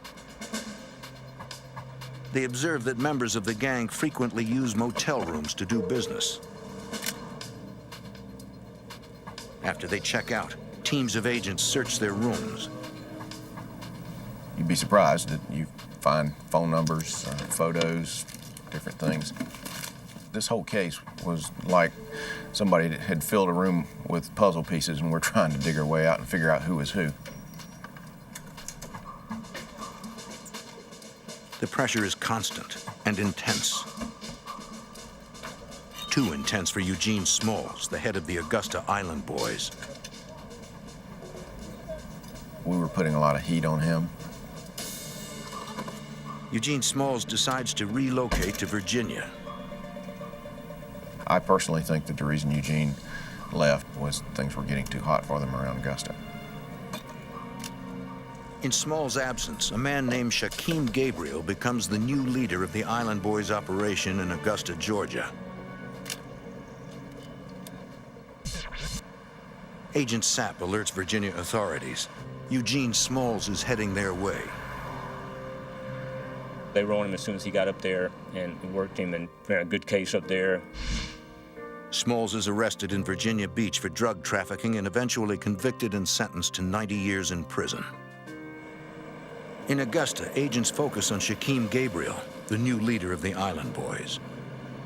They suspect the gang is bringing drugs in through the Atlanta airport. When you look at the amount of money that they were running, plus the amount of cocaine that we knew they were putting on the street, it was obvious they were having to run lots of loads of luggage through and use lots of couriers.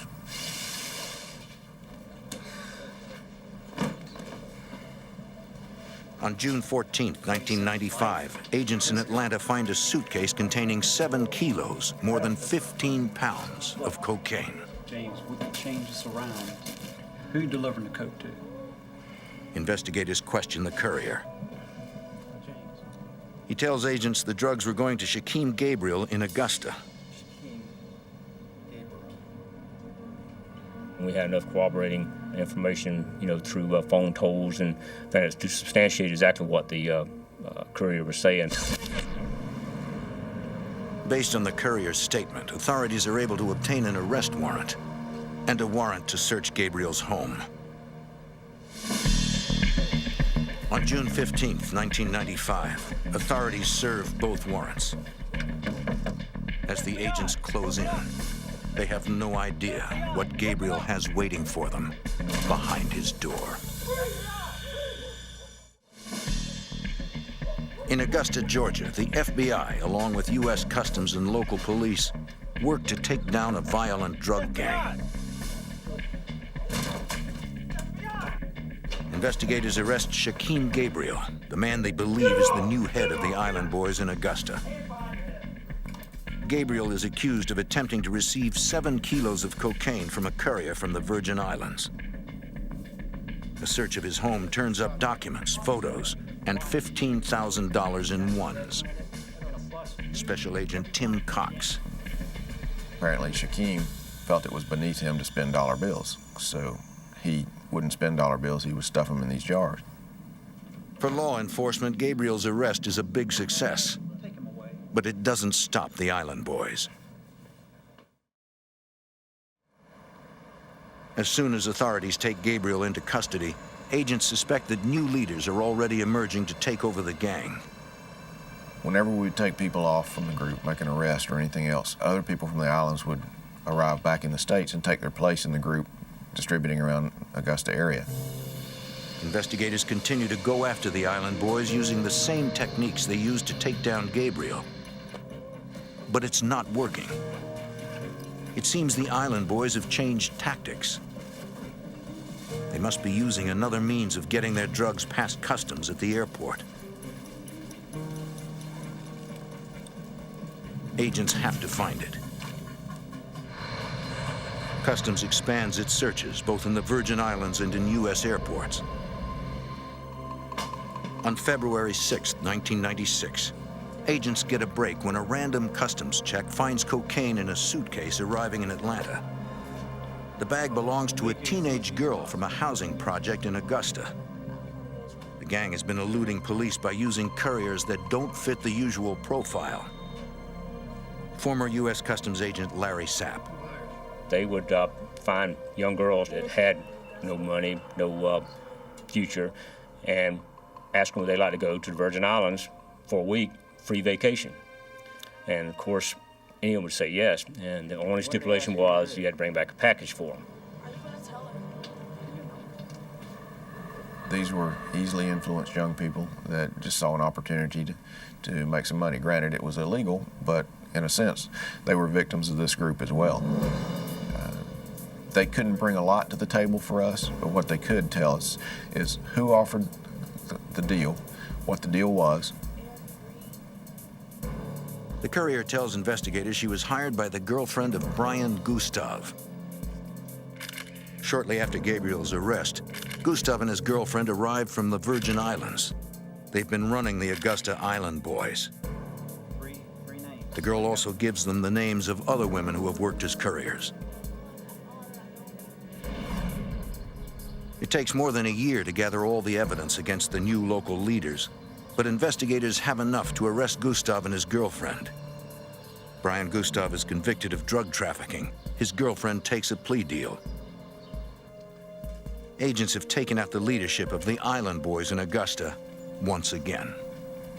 When you do take them down and the next week the same group is up and operating again, it gets a little frustrating, but that's why we work to go up and get to the head of the organization, because that's eventually the only way you're going to be able to stop them.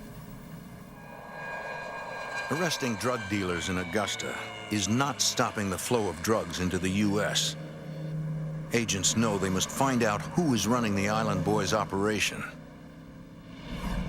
Their leader must be in the Virgin Islands. In 1996, the U.S. Virgin Islands became designated a HIDA, which stands for High Intensity Drug Trafficking Area. Detective Chris Howell is on the DEA task force formed to target drug traffickers in the U.S. Virgin Islands. 2 minutes out. And up until this time frame, there hadn't been a lot of targeting of these people with established routes in cocaine trafficking. So the traffickers, by this point in the game, had become pretty powerful, and they had a lot at their disposal. So we had a lot of catching up to do. Agents begin questioning informants and learn that in St. Croix, a prominent local family is involved in the cocaine shipments from Colombia. Intelligence information that was gained from confidential sources stated that one of the family members was the St. Croix girlfriend of James Springett. Investigators recognize the name.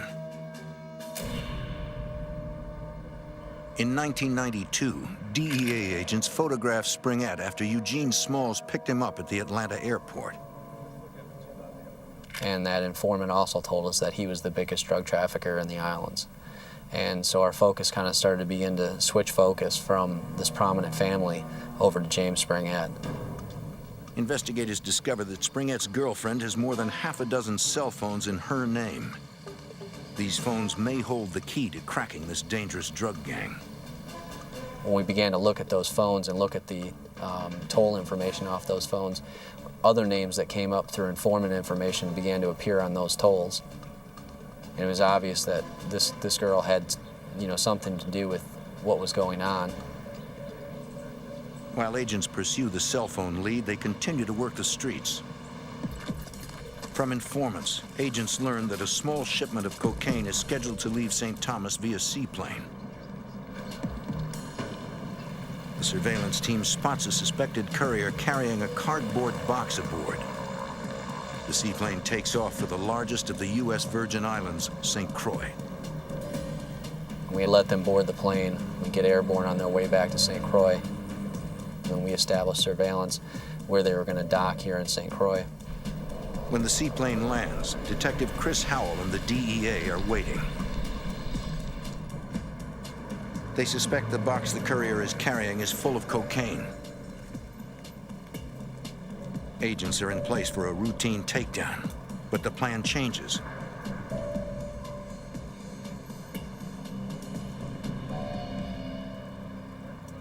Something has spooked the courier. Agents must move in. The individual who was carrying the box ran straight to the ocean, jumped off the dock into the ocean. As he tore into the box, kilograms of cocaine began to float out into the water. The courier is trying to destroy the evidence. He knew that if he could get those packages open, once that cocaine hit the water, it would just dissolve into nothing. But I wasn't going to take any chance. I wanted to get all 7 kilograms. I didn't want him to tear into anything. Detective Howell rescues several kilos of evidence and a cell phone purchased by Springett's girlfriend.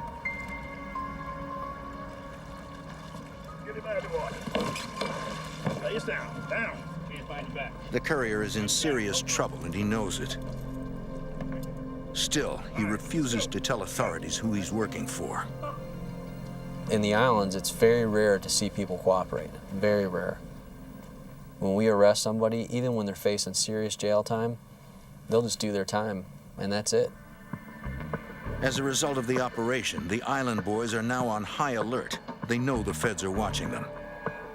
They quickly change their tactics. Springett made an executive decision that they wouldn't bring cocaine directly into the U.S. Virgin Islands. Instead, the gang will use the island of Tortola to warehouse their drug shipments. The British Virgin Islands is literally a 5 or 10 minute boat ride away from St. Thomas, so you could be in British waters and a minute later and you're in U.S. waters, or international waters for that matter. As a British possession, Tortola is outside the jurisdiction of U.S. law enforcement. On June 19, 1996, the island boys bring 1.5 tons of cocaine on shore in Tortola.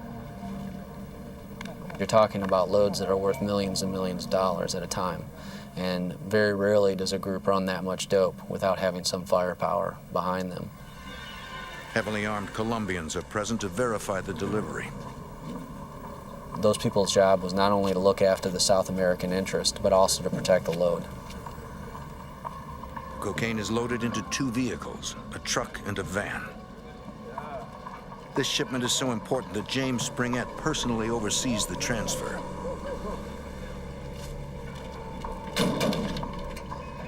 The 2 vehicles head for a safe house to store the cocaine. The drug dealers are unaware the Royal Virgin Island police are waiting for them. Officers have been watching the van for over a month. Every 2 weeks, it travels from the east end of the island to the west end, weighted down with something heavy. They suspected it could be drug trafficking, but they also suspected it might have been involved in some burglaries that had been occurring on the east end of the island. When a pickup and van approach, the Royal Virgin Island police move in. The pickup manages to squeeze through the roadblock, but the van is stopped in its tracks.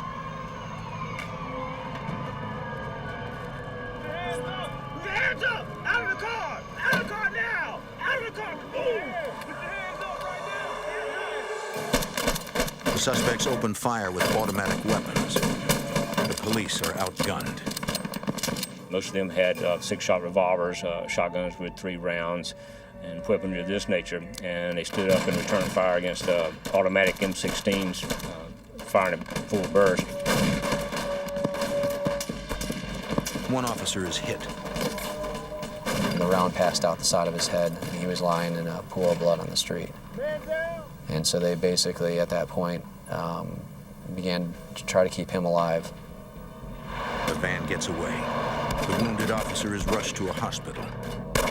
Just wondered that just the shock, the impact alone didn't kill him. But it put his eye out, and they got him to the hospital. He lost his eye, but he did live. The next day, police find the van a mile down the road. The tires, the radiator, and the engine have been shot to pieces. In the back of the van, police find 1,260 kilograms of cocaine.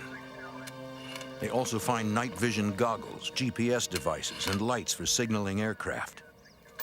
The Royal Virgin Island police believe the drug runners will try to escape to a nearby island.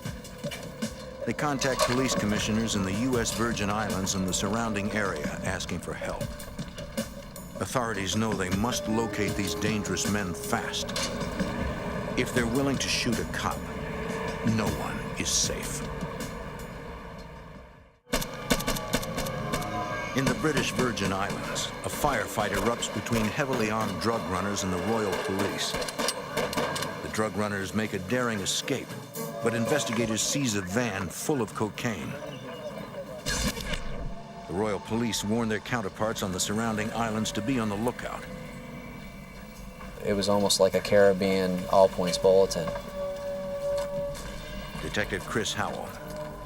They put it out to all the police officers that this occurred, and you know, to be a lookout on the beaches and so forth, marinas, docks, you know, boat yards and everything, that these individuals may be heading our way.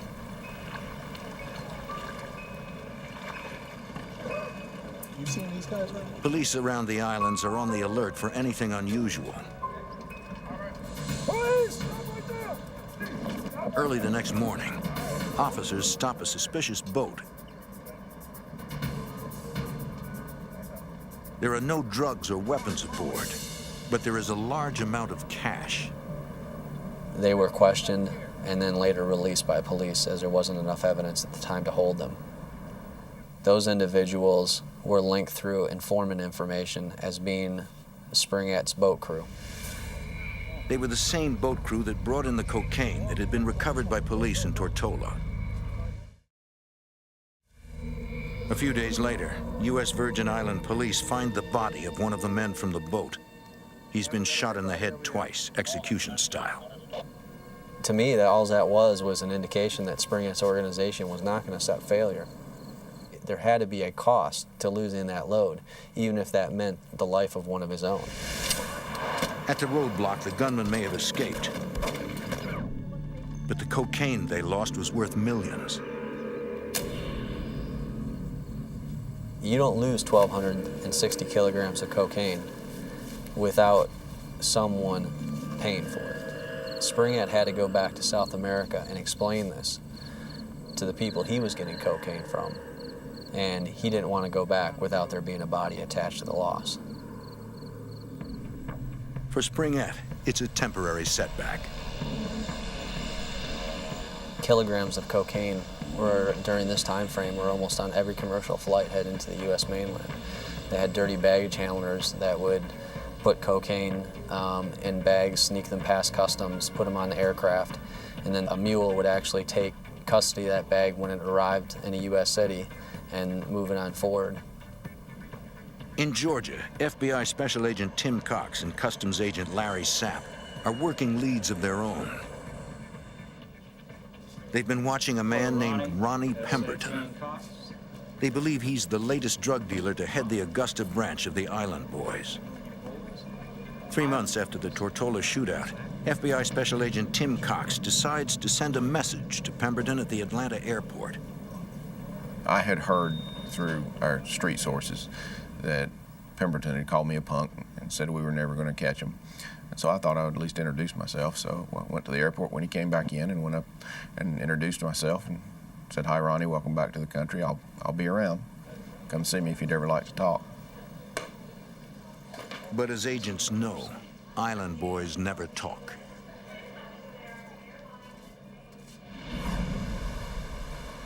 Months pass. In the Virgin Islands in early 1997, the two agents get the break they've been waiting for. A member of the Island Boys sells cocaine out of a hotel room in St. Thomas. A fellow gang member and a buyer sent to kill the dealer pay him a surprise visit. The Island Boy tries to warn his friend by using a special knock signaling danger. The dealer gets the message. He escapes out a back window. The island is a small place to try and hide. Gang members are everywhere. The terrified dealer secretly turns himself in to authorities. In exchange for protection, he agrees to tell the FBI what he knows about the Island Boys and their dealings in Georgia. Both Larry Sapp and I were very excited because we knew that if we actually had someone that could identify more of these people and put us in touch with the routes they use, the methods they're using to transport this stuff, it could be a huge break in the case. Former U.S. Customs agent Larry Sapp. He was the first one to give us all the ins and outs, who was the leaders, how they smuggled, how they distributed, who were distributors, and things of this nature. It's a real big break in the case. Agents are finally starting to get inside this dangerous gang. They begin trying to make their case against the suspected leader, James Springett. We would search customs travel records. We would find out when he had gone in and out of different countries. We would find out when he would show up on either wire intercepts or show up in conversation with someone else. By doing that and by tracking the shipments, you can put Jimmy in the same area. This all goes to circumstantial evidence and ties Jimmy with it. Springett is careful to keep his hands clean. He does his dirty work through intermediaries and rarely comes in contact with the coke. At the same time, on the island of St. Croix, the DEA convinces a federal judge to allow them to wiretap the prominent family suspected of drug smuggling and of having ties to Springett. We applied for the first ever Title III in Virgin Islands history. DEA agents secretly install the wiretap in a switching station and hide the equipment. We'd already received information that they had individuals that worked within the phone company that were checking their phones regularly to see if they were tapped. And so we had to hide that equipment within the phone company's regular wiring. For 1 month during the summer of 1997, investigators listen to the wiretap and conduct simultaneous surveillance. They hear frequent references to Springett's girlfriend, but nothing concrete. The Island Boys are careful about what they say on the phone. You could tell the conversation was starting to get good. And the next thing that we would hear is, "Let me call you back." And then surveillance, watch him hang up the phone, jump in his car, and drive down to a payphone, and he'd finish the call at the payphone. Almost from the onset, they knew we were on that phone.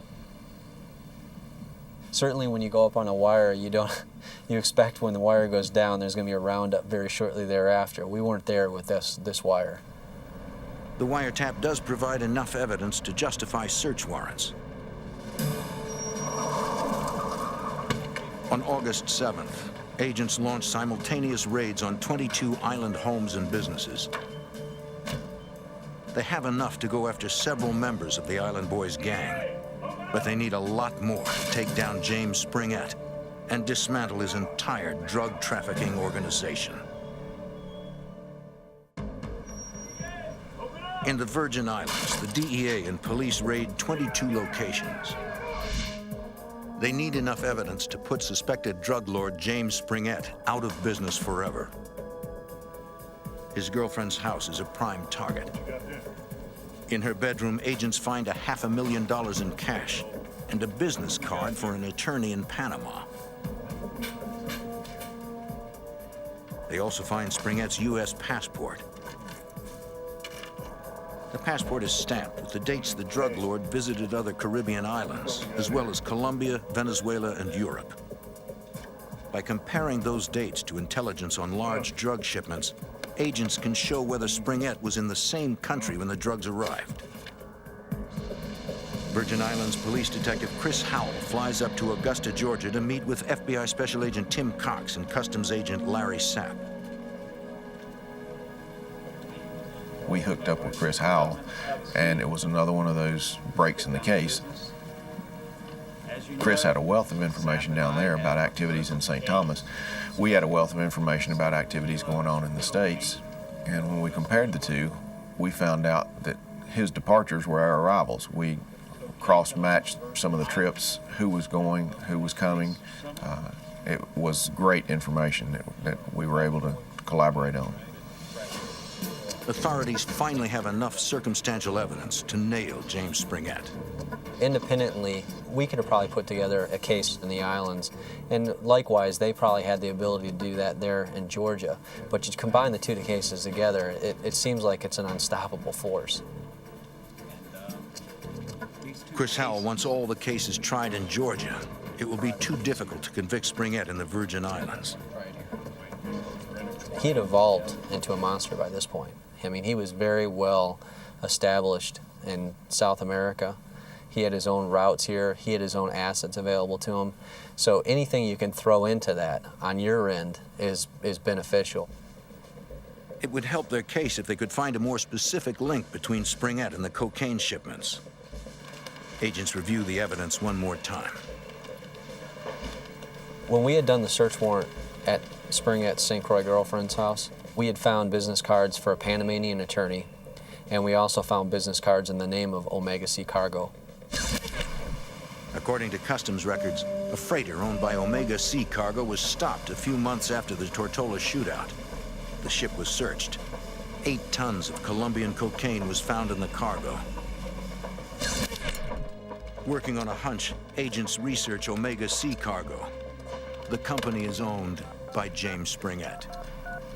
It was huge. It was a huge chunk of the case right there. I mean, now we had 6,000 kilograms on Mr. Springett. That was a good feeling. Federal authorities develop a plan to dismantle the Island Boys, starting in Augusta, Georgia. December 15th, 1997. Ronnie Pemberton, the local head of the Augusta gang, attempts to buy 2 kilos of cocaine from a Virgin Island supplier. The FBI is watching. In the motel room next door, Customs Agent Larry Sapp and FBI Special Agents Tim Cox and Mike Varacalli videotape the buy via hidden camera. Our ultimate goal was to tie the organization all the way back to a Colombian connection and find out where the drugs were being processed and at what point they were being handed over to Springett and his organization so we could get to the highest level we possibly could. Ronnie Pemberton came in, met the informant. We got it all on video with him holding up the keys in hand, balancing, weighing to see which one weighed a little more than the other. Pemberton takes his time examining the bags of cocaine. Finally, he picked 2 he wanted.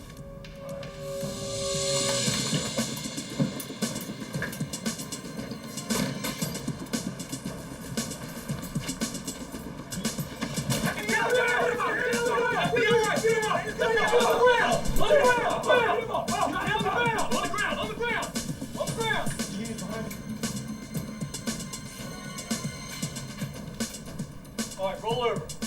Sit up. Special Agent Tim Cox personally arrests Pemberton.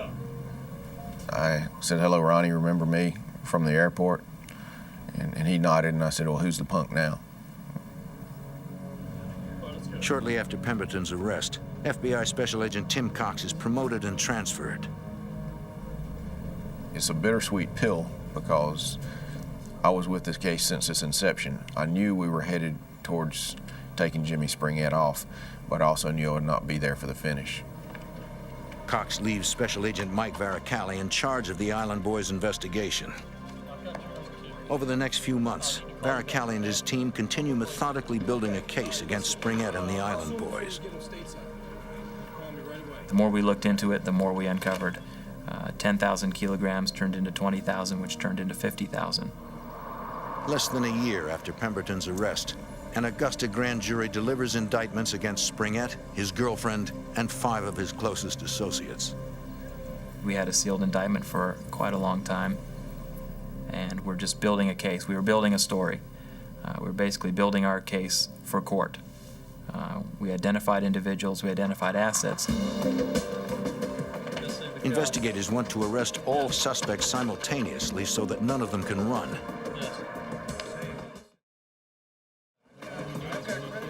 But there's a snag. Springett has gone into hiding. It was a frustrating time period because here we are ready for this party and we can't find our main guy.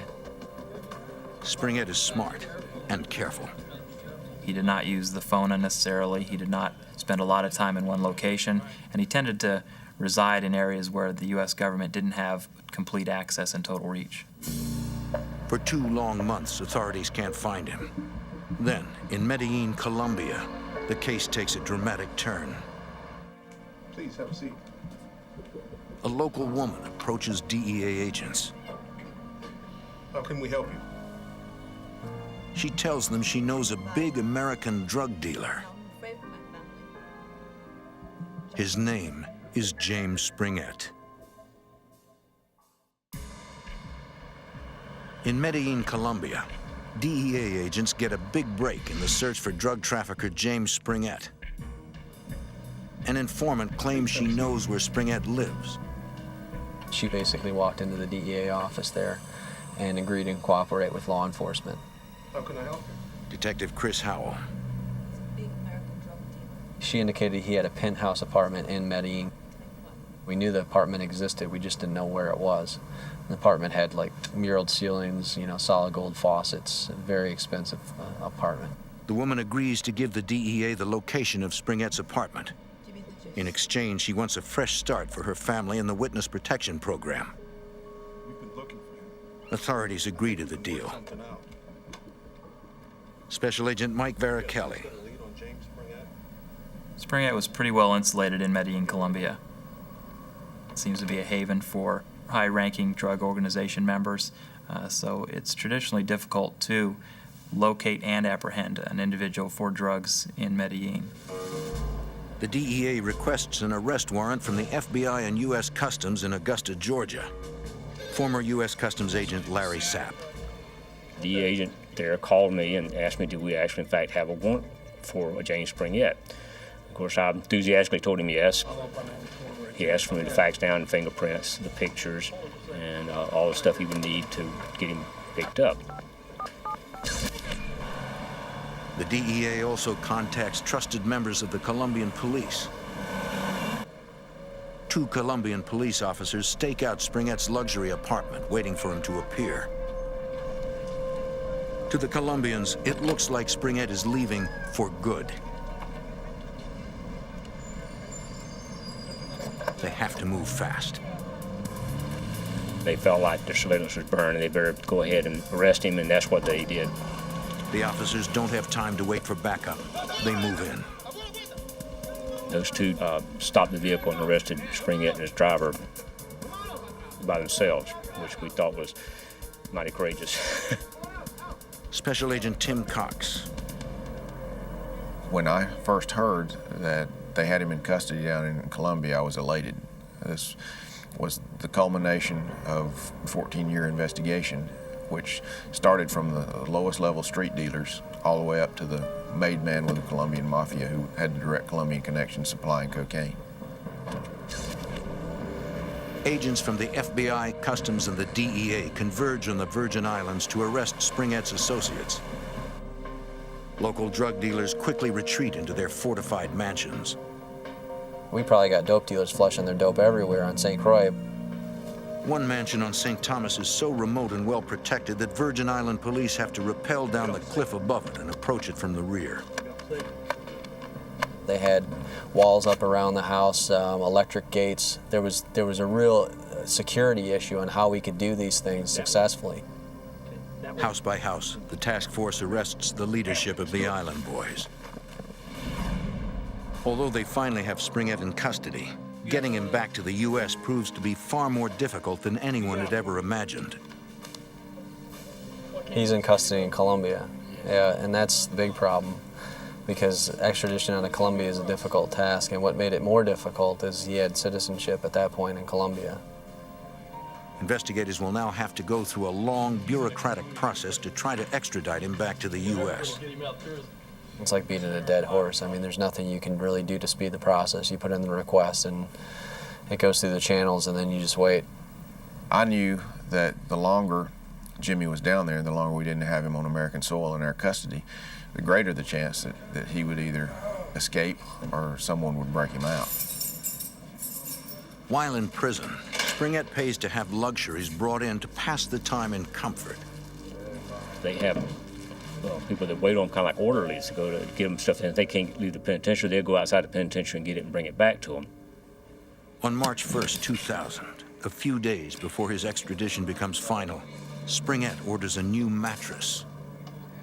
When the new mattress was delivered to his cell, he was able to insert himself in the new mattress. It was just wide enough to fit his body, and the individual that brought the mattress to him aided him in sewing the mattress back up. So there was no hole, there was no evidence that someone had been inserted into the mattress. One of the most dangerous drug dealers in the world is carried out of his cell past unsuspecting guards. American drug trafficker James Springett attempts a daring escape from a prison in Colombia sealed inside a mattress.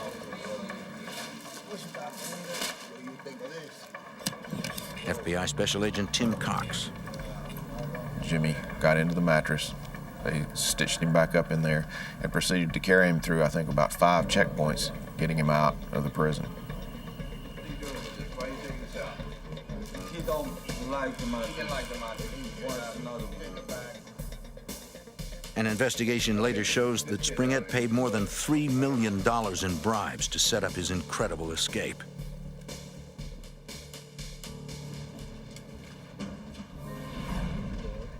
Investigators take the news hard. James Springett has escaped. He's gone, man. I'd put 10 years of my investigative career into eventually getting this guy, and now he was gone. I was completely deflated. We had a hard enough time catching him the first time. It was my fear that because he'd been caught one time, that we'd never be able to get him again. Detective Chris Howell. We're back at ground zero trying to figure out where do we go from here. At that point, we have no idea to even, where to look. We have no leads. We have no idea. He could have been anywhere in the world. Exactly. Agents notify FBI legal attachés at U.S. embassies throughout Latin America. They also notify customs and DEA agents working in those countries. FBI Special Agent Mike Varacalli. We basically contacted Interpol, we contacted all the countries we know he has ties to, and got the word out as far as where he last was, what he looks like. There was rumors starting to spread that he had had reconstructive surgery, to change his appearance and everything, and it just kind of became like this urban legend, this guy who was out there, but no one knew how to find him. According to rumors, Springett is living somewhere in Latin America and running his organization by phone. Jimmy, just like anybody else, has to have an income. When you're spending $5 million on an escape and you're living the lifestyle that he's accustomed to doing, you have to have an income. So he had started generating that income again. In April 2002, the FBI adds Springett to their list of top 10 fugitives. And to put him on the FBI top most wanted list during this time frame was major because, he was sharing poster space with guys like Osama bin Laden at that point. Investigators also play a few long shots. They set up surveillance on a drug dealer known to be part of Springett's group. Agents wait until they have probable cause and then search him.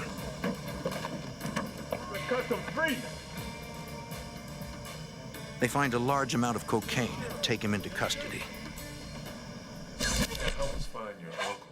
You'll do a lot less time. Investigators pressure the dealer. What city is he in? I don't know. What country is he in? He decides to talk. He tells them Springett now lives in Venezuela. He doesn't know which city, he only knows the phone number. The FBI legal attaché in Venezuela gives the phone number to an elite team of trusted local police officers. Using the phone number and informants, the Venezuelan police locate Springett's home and stake it out.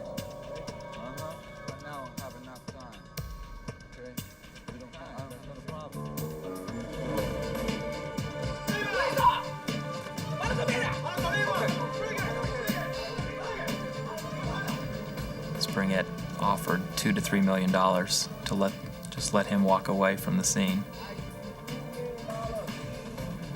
There are many honest law enforcement officials that there's no amount of money that would entice them to do that. Thankfully, we had some down in Venezuela.